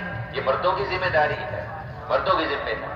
اس کے لیے جیسے مردوں کی جماعتیں اللہ کے راستے میں نکلتی ہیں، سروزے کی جماعتیں، چلے کی جماعتیں، ملکوں کی جماعتیں، مشتوں میں ہدایات، مشتوں میں جو ہے کارگزاری اور مشتوں میں واپسی کی باری، سارے اعمال یہ سب سنتیں ہیں۔ حضور صلی اللہ علیہ وسلم زمانے میں مشتوں سے جماعتیں نکلتی تھیں، ان کو ہدایت دی جاتی تھی، اور جب یعنی حضرت مولانا یوسف رحمۃ اللہ فرمایا کہ 100 سے زیادہ کو 150 کے قریب جماعتیں نکلی، خیر جتنی بھی نکلی وہ بعض میں تھوڑی تعداد، بعض میں زیادہ تعداد جماعتوں کی، اور تھوڑے وقت کے لیے بھی گئی، زیادہ وقت کے لیے بھی گئی، اور جانے سے پہلے ان کو ہدایت دی جاتی تھی، ان کا رخ طے ہوتا تھا، ان کو بتایا جاتا فلاں علاقے میں کام کرنا، اور رخ کے اعتبار سے تو تربیت ایسی کی ہوئی تھی کہ کبھی رخ بتا دیا، کبھی بعض مصلحت کی وجہ سے رخ بتایا نہیں، پرچی کے اوپر لکھ کے دے دیا، لپیٹ کے دے دیا، اپنے پاس رکھ لو، فلاں جگہ پہنچ کے پھر جو ہے اس کو کھولنا، پھر پتہ چلے گا جانا ہے حیدرآباد کی طرف کو، اور تشکیل کر دی دوسری طرف کو، بازار دوسری طرف کو، پرچی میں لکھا حیدرآباد، وہاں پہنچ کے پھر واپس جو ہے حیدرآباد جانا ہے۔ تو ایسی تربیت تھی جہاں تشکیل ہو جائے۔ صحابہ کہا کرتے تھے یا رسول اللہ ہم تو آپ کے ہو گئے، آپ فرمائے تو پہاڑوں سے چھلانگ لگا دیں، آپ فرمائے تو سمندروں میں کود جائیں، آپ فرمائے تو وہ اوپر کے عماد جو یمن کے قریب کی بستیاں ہیں وہاں تک پہنچ کے دکھائیں گے، اونٹنیاں مر کے گرتی ہیں، گر جائیں ہم وہاں پر تک پہنچ کے دکھائیں گے، ہم تو آپ کے ہو گئے، اے عمر ہم تیرے تیروں میں سے تیر ہیں، جدھر چاہے ہمیں پھینک دیں۔ یہ مزاج تھا، یہ نہیں کہ ٹھنڈے علاقے میں اور گرم علاقے میں فلاں کے ساتھ بھیجو، فلاں کے ساتھ نہ بھیجو، ہم تو آپ کے۔ تبلیغ کی بنیاد تھی، تو مشقوں سے جماعتیں نکلتی تھی، ان کو ہدایت دی جاتی، ان سے کارگزاری سنی جاتی۔ گھروں میں ان اعمال کی فضا تھی، اور گھروں میں بچوں کی تربیت ہوتی تھی، بچوں کو سکھایا جاتا تھا، دین سکھایا جاتا، دینی زندگی سکھائی جاتی، ان کو اللہ کے راستے میں نکلنے کی تربیت ہوتی۔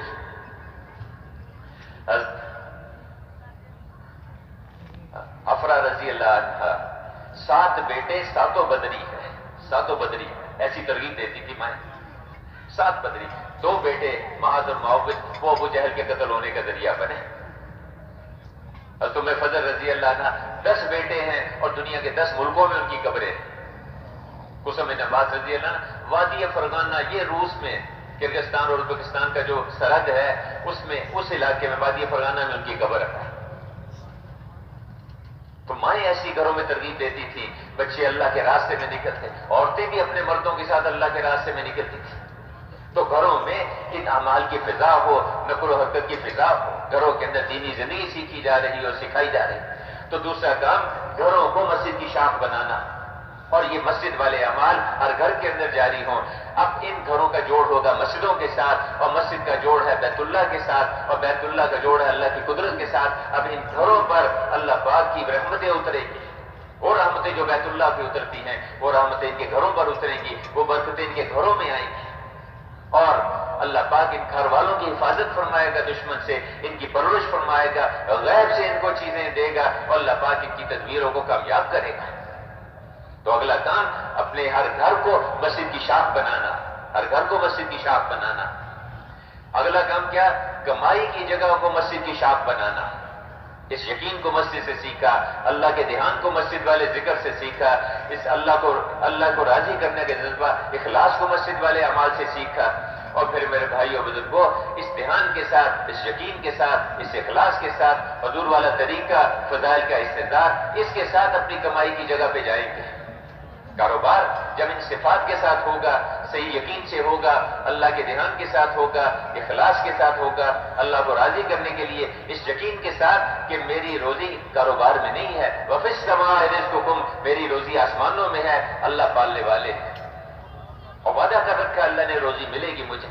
اس کے ساتھ نہیں، مجھے تو اس کاروبار میں اللہ کے احکامات پورا کرنے ہیں.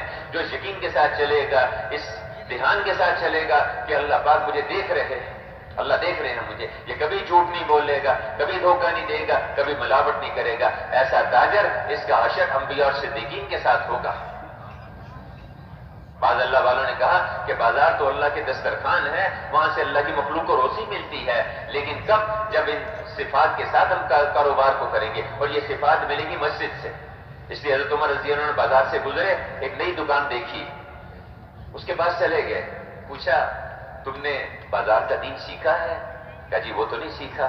تو کوڑا مارو، نکل یہاں سے، ہمارے بازاروں کو گندا نہ کرو، ہمارے بازاروں کو گندا نہ کرو. جاؤ پہلے مسجد میں جا کے، وہاں سے جا کے ایمان سیکھو، نماز سیکھو، اللہ کے اوامر سیکھو. علماء سے جا کے پوچھیں ہم کہ جی بتائیے تجارت کا کیا دین ہے، تجارت کے کیا احکامات ہیں. میں پیٹرول پمپ پہ کام کرتا ہوں، کیا احکامات ہیں. میں چاندی سونے کا کاروبار کرتا ہوں، کیا احکامات ہیں. میرا کپڑے کا کاروبار ہے، بتائیے کیا احکامات ہے.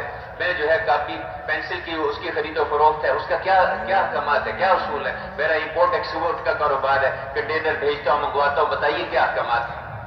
علماء سے جا کے پوچھیں. اب اس تاجر کی اللہ پاک ان کی تجارت کی حفاظت فرمائے، لیکن بیٹھے بیٹھے میری پریشان ہو. اب میرے بھائیو، شور میں جانا ہے نا جی، تو کسی حکومت کے بس میں کچھ نہیں ہے، سب اللہ کے ہاتھ میں، آسمانوں سے نظام چلتا ہے. اور دیکھیے ایک بات بیچ میں ایسے آتی ہے کہ یہ جو ہے نا کہ آدھے دن جو ہے وہ بستروں پہ گزار دینا، 12-1 بجے جو ہے وہ جا کے کاروبار میں 2-2 بجے پہنچنا، اور آدھی رات وہ اس پہ دکانوں پہ دھکے کھاتے رہنا. میں کہ اللہ نے وجعلنا النہار معاشا، اللہ نے دن کاروبار کے لیے بنایا ہے، رات اللہ نے آرام کے لیے بنائی ہے، اعمال کے لیے بنائی ہے. فجر سے لے کر ظہر تک کوئی نماز نہیں رکھی، لمبا وقت دے دیا. اس کے بعد نمازیں عصر، مغرب، عشاء اور راتوں کی تہجد ہے، اس کے تو دن اللہ نے اس کے لیے دیا. اور اس میں مفتی صاحب نے فرمایا، مفتی جلال صاحب نے فرمایا کہتے کہ روزی میں بے برکتی اور پریشانی کا ایک بڑا سبب یہ ہے کہ برکت کا وقت ہم بستروں پہ گزار دیتے ہیں. اللہ نے اس امت کے صبح کے وقت میں برکت رکھی ہے، اور نعرے لگاتے، شور مچاتے ہیں کہ جی رات کو جو ہے ہمیں ساری رات اس کاروبار پہ بیٹھنے دو، دکانوں پہ بیٹھنے دو.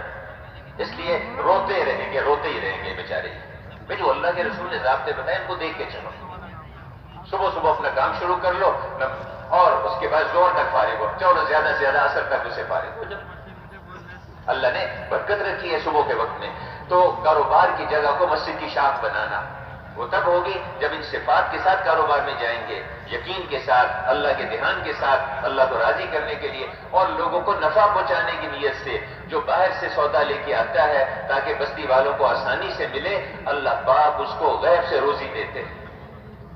اور جو اس لیے روک لیتا ہے، کبھی پیٹرول کو روک لیا، کبھی گندم کو روک لیا، کبھی چاول کو روک لیا. لوگوں کو ضرورت ہے، کتاریں لگی ہوئی ہیں، لوگ بیچارے منتیں کر رہے ہیں، یہ اس لیے کہ قیمت زیادہ ہو جائے، مہنگا ہو جائے. اللہ پاک اگر 40 دن تک اس نے روکے رکھا، یہ سارا صدقہ بھی کر دے، اس کا یہ گناہ معاف نہیں ہوگا، اس کا یہ گناہ معاف نہیں ہوگا. تو چھوٹی بات ہے یہ نہیں کہ خالی تجارت، کون سی تجارت ہے؟ وہ ایمان والی، حضور کے طریقے کو سیکھنے والی، اور لوگوں کی ہمدردی کارخائی کے ساتھ ان کو نفع پہنچانے کے. تو اسی طرح ملازمت ہے، اس کو مزدوری ہے، اس کو اس کی شاخ بنانا. دفتر میں 8 بجے جانے کا وقت ہے، 10 بجے گھر سے نکلتا ہے. علماء بتائیں گے یہ 2 گھنٹے کی تنخواہ حلال ہے یا حرام ہے. تبلیغ اندھا دھند نہیں ہے، 4 مہینے لگا لو، ملکوں میں 7 مہینے لگا لو اور حلال حرام کی پرواہ بھی نہ کرو، یہ تبلیغ نہیں ہے. کہ جی وہ تو ہمارا دین ہے اور یہ ہمارا کاروبار ہے. جس تبلیغ نے تمہاری زندگی کو نہیں بدلا، وہ تبلیغ دوسروں کی زندگیاں نہیں بدلے گی، اس تبلیغ سے اوروں کی زندگیاں نہیں بدلیں گی. دکانیں ہیں، آگے فٹ پاتھ، پیدل چلنے والوں کا راستہ، اس پہ سارا اپنا کاروبار سجایا ہوا ہے. آگے راستے تنگ کر کے لوگوں کو تکلیف دے کے اس پہ جو ہے اپنے کاروبار کر رہے ہیں. یہ تبلیغ ہے، زندگیاں کو بدلنے کا مطالبہ ہے. اس کام میں زندگیوں کے بدلنے کا مطالبہ ہے، اور زندگیاں تب بدلیں گی جب آدمی اپنی تربیت کے لیے چلے گا، علماء سے پوچھ کے چلے گا، ان کے ساتھ جوڑ بٹھا کے چلے گا. 8 بجے دفتر میں جانے کا وقت ہے، 10 بجے گھر سے نکلا، مفتی صاحب بتائیں گے کہ 2 گھنٹے کی تنخواہ حلال ہے یا حرام ہے؟ اتنا ضرور مرض کر دیں گے کہ تیرے پیٹ میں ایک لقمہ حرام کا چلا گیا، تیری 40 دن کی عبادت کی چھٹی۔ اور جو اولاد، جو بچے اس حرام کمائی پر پلیں گے، آگے چل کے کہتے باپ کو دھکے دے کے گھر سے نکال دے، بس تو نے اللہ کے احکامات کو، اللہ کے رسول کے طریقوں کو دھکے دے کے گھر سے نکالا، آج وہ تجھے دھکے دے کے گھر سے نکال دے تو کون سی بڑی بات ہے؟ اس لیے گھروں میں دینی زندگی، احکامات، بازاروں میں دینی زندگی کو وجود میں لانا، تو کاروبار کی جگہ کو اس کو اس پہ لانا۔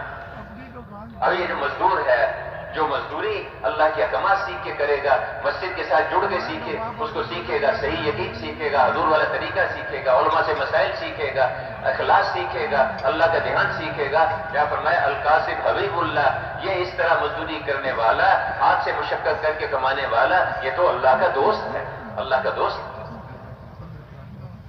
اور اگلا کام کہ میرے بھائیوں، جو ذمہ دارہ کرتے ہیں اس کو اللہ کے احکامات سیکھنا، اس کے مطابق کرنا۔ اب یہ جو ذمہ دارہ جو کرے گا، اس یقین کے ساتھ، اللہ کے دھیان کے ساتھ، ان صفات کے ساتھ کرے گا، اللہ کیا جو کھیتی اگے گی وہ اس کو کوئی پرندہ کھا لے، کوئی جانور کھا لے، کوئی انسان کھا لے، اس کو صدقہ کرنے کا ثواب ملے گا۔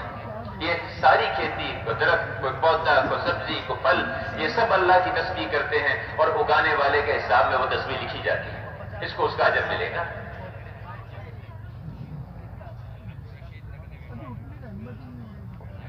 تو اگلا کام کاروبار کی جگہوں کو مسجد کی شاخ بنانا۔ اب یہ جو کاروبار کی جگہیں جب ان صفات کے ساتھ ہوں گی، ان کا جوڑ مسجد کے ساتھ، مسجد کا جوڑ اللہ کی قدرت کے ساتھ، اور بیت اللہ کے ساتھ، بیت اللہ کا جوڑ اللہ کی قدرت کے ساتھ ہے، ان کے کاروبار کی اللہ حفاظت کرے گا، ان کی دکانوں کی اللہ حفاظت کرے گا، ان کے کھیتوں کی اللہ حفاظت کرے گا، اور اللہ پاک ان کے نظام کو چلائے گا۔ اور اگلا کام کیا؟ اپنے معاشرے کو، اس کو مسجد کی شاخ بنانا، عدل کے ساتھ چلنا، انصاف کے ساتھ چلنا۔ ہم قوم کو نہیں دیکھیں گے، قبیلے کو نہیں دیکھیں گے، اپنی برادری کو نہیں دیکھیں گے، اللہ کے امر کو دیکھیں گے، جس کا جو حق بنتا ہے وہ دیں گے۔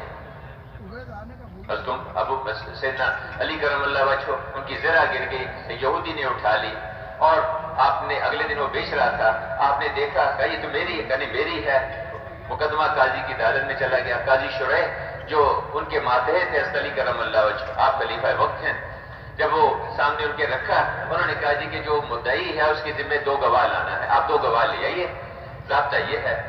2 گواہ لے آئے، ایک اپنا غلام عنبر اور دوسرا اپنے بیٹے حسنین میں سے کسی کو لے آئے۔ تو انہوں نے کہا جی آپ کے غلام کی گواہی تو قبول ہے، وہ آزاد کردہ غلام تھے، ان کی گواہی تو قبول ہے، لیکن آپ کے بیٹے کی گواہی آپ کے حق میں قبول نہیں۔ بھائی کیا کہہ رہے ہو؟ یہ حضور صلی اللہ علیہ وسلم کے نواسے ہیں اور جنت کے نوجوانوں کے سردار ہیں، تم کہہ رہے ہو ان کی گواہی قبول نہیں؟ کہا بالکل، یہ تو صحابی ہیں، میں تابعی ہوں، یہ حضور کے نواسے، میرے سر کے تاج، لیکن اسی اللہ کے رسول کا بتایا ہوا ضابطہ ہے کہ بیٹے کی گواہی باپ کے حق میں قبول نہیں ہوگی۔ آپ کے پاس کوئی اور گواہ ہے تو وہ لے کے آئیے، ورنہ یہ ذرا یہودی تھی۔ ان کے میرے پاس دوسرا گواہ نہیں، فیصلہ کر دیا کہ یہ ضابطہ ہے، یہ ذرا جو ہے یہودی کو دے دے۔ وہ یہودی دیکھ کے حیران ہو گیا، کہنے لگا کہ یعنی وقت کا بادشاہ، وقت کا حاکم، ماتحت قاضی، اس کے پاس آ کے کوئی استثناء نہیں ہے، کسی کو کوئی استثناء نہیں ہے۔ کیا آپ صلی اللہ علیہ وسلم حد جاری کر رہے تھے اس پر، فاطمہ پر، اس نے چوری کر لی، ہاتھ کاٹنے کی حد جو ہے جاری کی جا رہی، تو کسی نے بعضوں نے آ کے سفارش کی، حضرت اسامہ بن زید رضی اللہ عنہ نے، انہوں نے آ کے کہا، تو آپ کو ان سے بہت کہا کہ اسامہ اللہ میں بڑے سخت الفاظ سنا ہے، بہت غصے میں آ گیا کہ تم سے پہلی قومیں اس لیے برباد ہوئی کہ جب کوئی بااثر آدمی، کوئی حاکم، کوئی مالدار آدمی کوئی جرم کرتا تو اس کو چھوڑ دیتے، اس پہ کوئی حد نہیں، اور کوئی غریب کو مسکین پکڑا جاتا اس پہ سارے جو ہے ساری حدود اس پہ جاری ہوتی، اس لیے پہلی قومیں برباد ہوئی، یہ بربادی کا راستہ ہے۔ تو آپ نے کہ اگر اس عورت کا نام فاطمہ تھا، میں اگر یہاں فاطمہ ابن محمد بھی ہوتی تو اس کا ہاتھ بھی کاٹا جاتا ہے، چھوٹی بات۔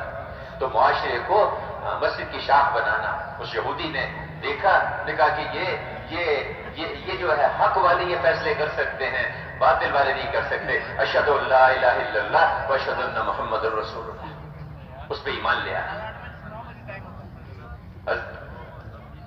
علی کرم اللہ وجہ نے وہ زرہ بھی اس کو دے دی اور انعام میں ایک اونٹ بھی دیا، گھوڑا بھی دیا کہ تو جو ہے میرا مسلمان بھائی بن گیا، اب تم میرے بھائیوں. جب معاشرہ اس پر آئے گا تو یہ معاشرہ، ہاں اب یہ زندگی ہے، یہ زندگی پھر اس کو دنیا میں پھیلنے سے کوئی نہیں روک سکتا. جب ایک قوم اس پر آ جائے، ایک ملک والے اس پر آ جائے، ایک علاقے والے اس پر آ جائے، اس کو دیکھ کے دیکھیے افراد سے افراد کی زندگیاں بدلتی ہیں اور قوموں سے قومیں بدلتی ہیں، ملکوں سے ملک پلٹتے ہیں. مدینہ میں ایسی زندگی وجود میں آ گئی، طائف والے آئے، ان کی زندگیاں بدل گئیں. افراد آئے،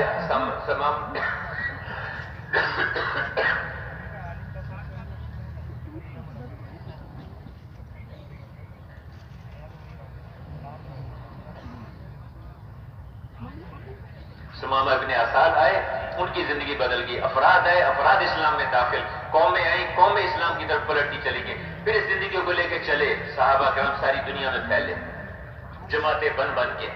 اور میرے بھائیوں بزرگوں، تھوڑے سے عرصے میں اللہ جماعتیں بن کے دنیا میں گئے. اور صحابہ کیا کہتے تھے؟ کونو مثلنا، ہماری طرح کے ہو جاؤ. یہ ہمارا ایمان، یہ ہماری عبادات، یہ ہمارے اخلاق، یہ ہماری مسجد کی زندگی، یہ ہماری کاروبار کی زندگی، یہ ہمارے معاملات، یہ ہماری معاشرت، یہ ہمارا رہن سہن، یہ زندگی ہے، اس کو اختیار کرو. کونو مثلنا. اور ان کو دیکھ کے قوم اور ملک اسلام کی طرف کو پلٹتے. کہتے ہیں انڈونیشیا میں چند تاجروں نے اسلام پھیلایا. آج بہت سارے مسلمان دنیا کے ملکوں میں تجارت کر رہے ہیں. کیا اسلام پھیلنے کا ذریعہ تجارت بن رہی ہے؟ نہیں، وہ دعوت تھے. دعوت کے ساتھ تجارت کو لے کے چلتے تھے، دعوت کے ساتھ اخلاق لے کے چلتے تھے، دعوت کے ساتھ وہ سارے چیزوں کو لے کر چلتے تھے. ایک زندگی لوگوں کے سامنے پیش کرتے تھے. اور میرے بھائیوں، اس کا نتیجہ کیا ہوا؟ صرف 100 سال میں یہ زندگی اس بیت اللہ سے اٹھی، اس مکہ سے اٹھی، اور فرانس کے وسط سے لے کر روس کے وسط تک قوموں کی قوم میں، ملکوں کے ملک اسلام میں پلٹتے چلے گئے. اور آج بھی یہ ہو سکتا ہے، بشرطے کہ ہر مسجد کی جماعت اس پر آئے اور ہر مسجد کی جماعت ساری دنیا کو سامنے رکھ کے محنت کرے. جماعتیں بنا کے دنیا کے ملکوں میں جانا اور ساری دنیا کے ملکوں کو اس پہ لانا. دنیا لینے کے لیے نہیں جانا. معذرت کے ساتھ مسلمان بھیکاری بن کے نہیں دنیا میں پھرتا، کشکول لے کے نہیں دنیا میں پھرتا. اللہ کے نام پر کوئی نوکری دے دو، اللہ کے نام پر کوئی ڈگری دے دو، اللہ کے نام پہ کوئی بھیک ڈال دو. مسلمان بھیکاری، چونکہ اللہ کے در کو چھوڑا، اللہ سے مانگنا چھوڑا، اللہ نے ساری دنیا کے سامنے بھیکاری بنا دیا. میرے بھائیوں، توبہ کریں، استغفار کریں کہ جس کام کے لیے اللہ نے بھیجا تھا ہم نے اس کام کو اپنا کام نہیں سمجھا، اس کو اپنی ذمہ داری نہیں سمجھا. اور ایک مسلمان کو جا کے سمجھائیں ہم یہ بات. یہ میری سچی بات ہے. بڑی حیرت بھی ہوتی ہے. یہ مسجد میں 300 آدمی ہیں، 200 آدمی ہیں، 4 مہینے لگائے اور 10 آدمی جڑتے ہیں، 15 آدمی جڑتے ہیں. انہوں نے کام کو کام ہی نہیں سمجھا،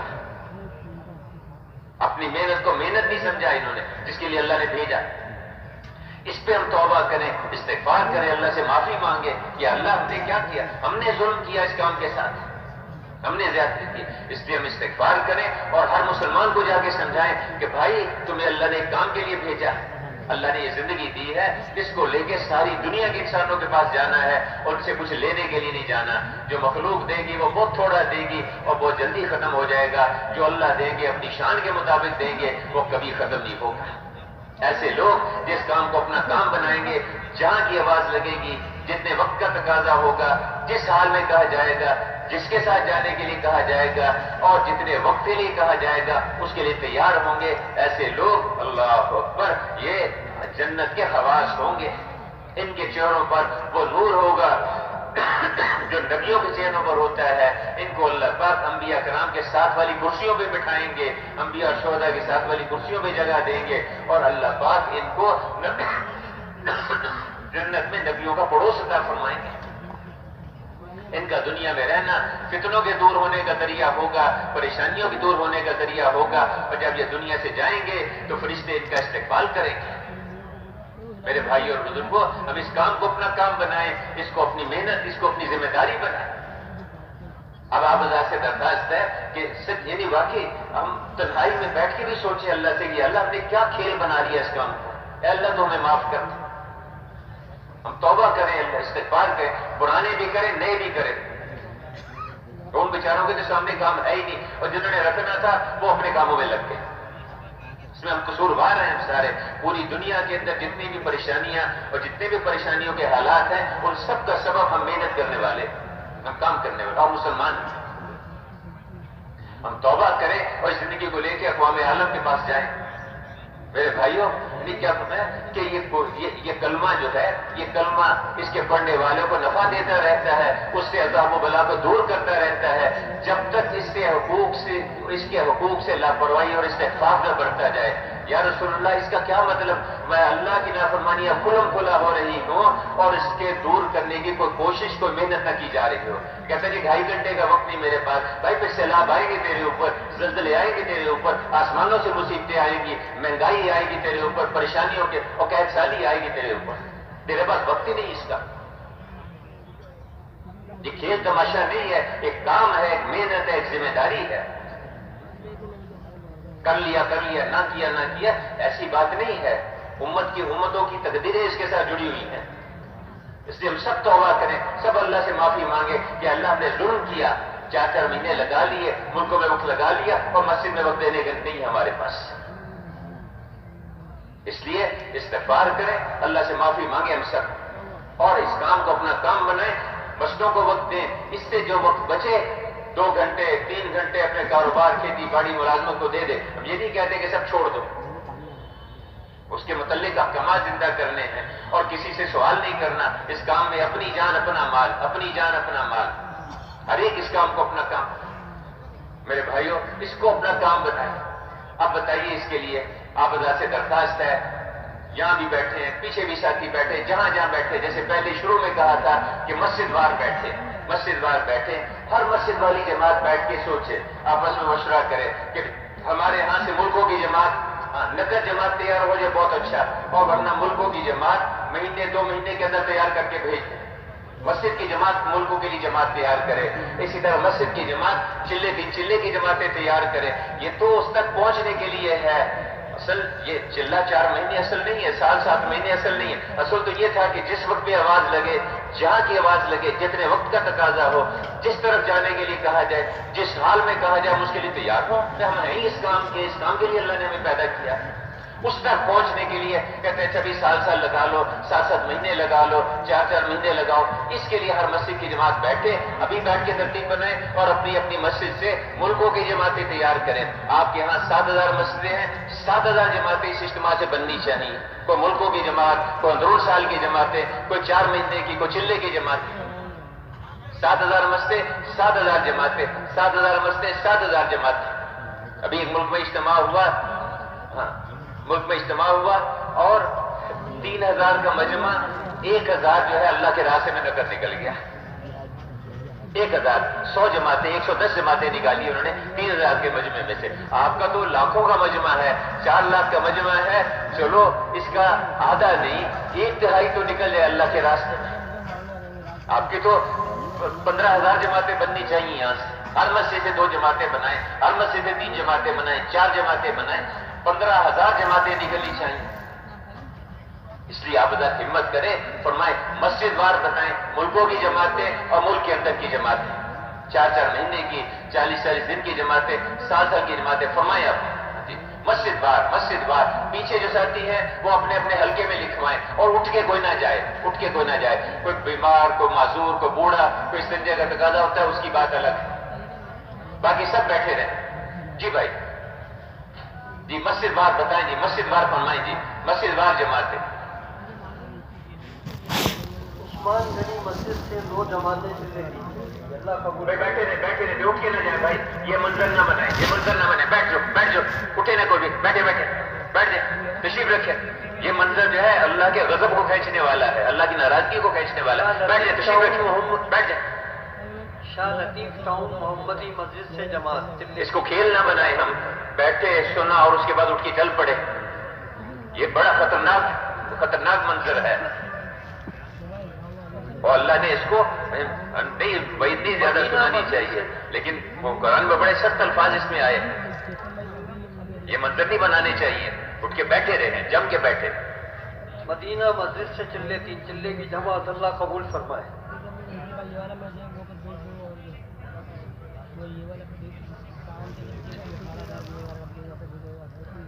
ابراہیم مسجد سے چلے 3 چلے کی جماعت اللہ قبول فرمائے۔ اسکاؤٹ کالونی سے سال کی جماعت، ابابین مسجد سے سال کی جماعت اللہ قبول فرمائے، اللہ آسان فرمائے۔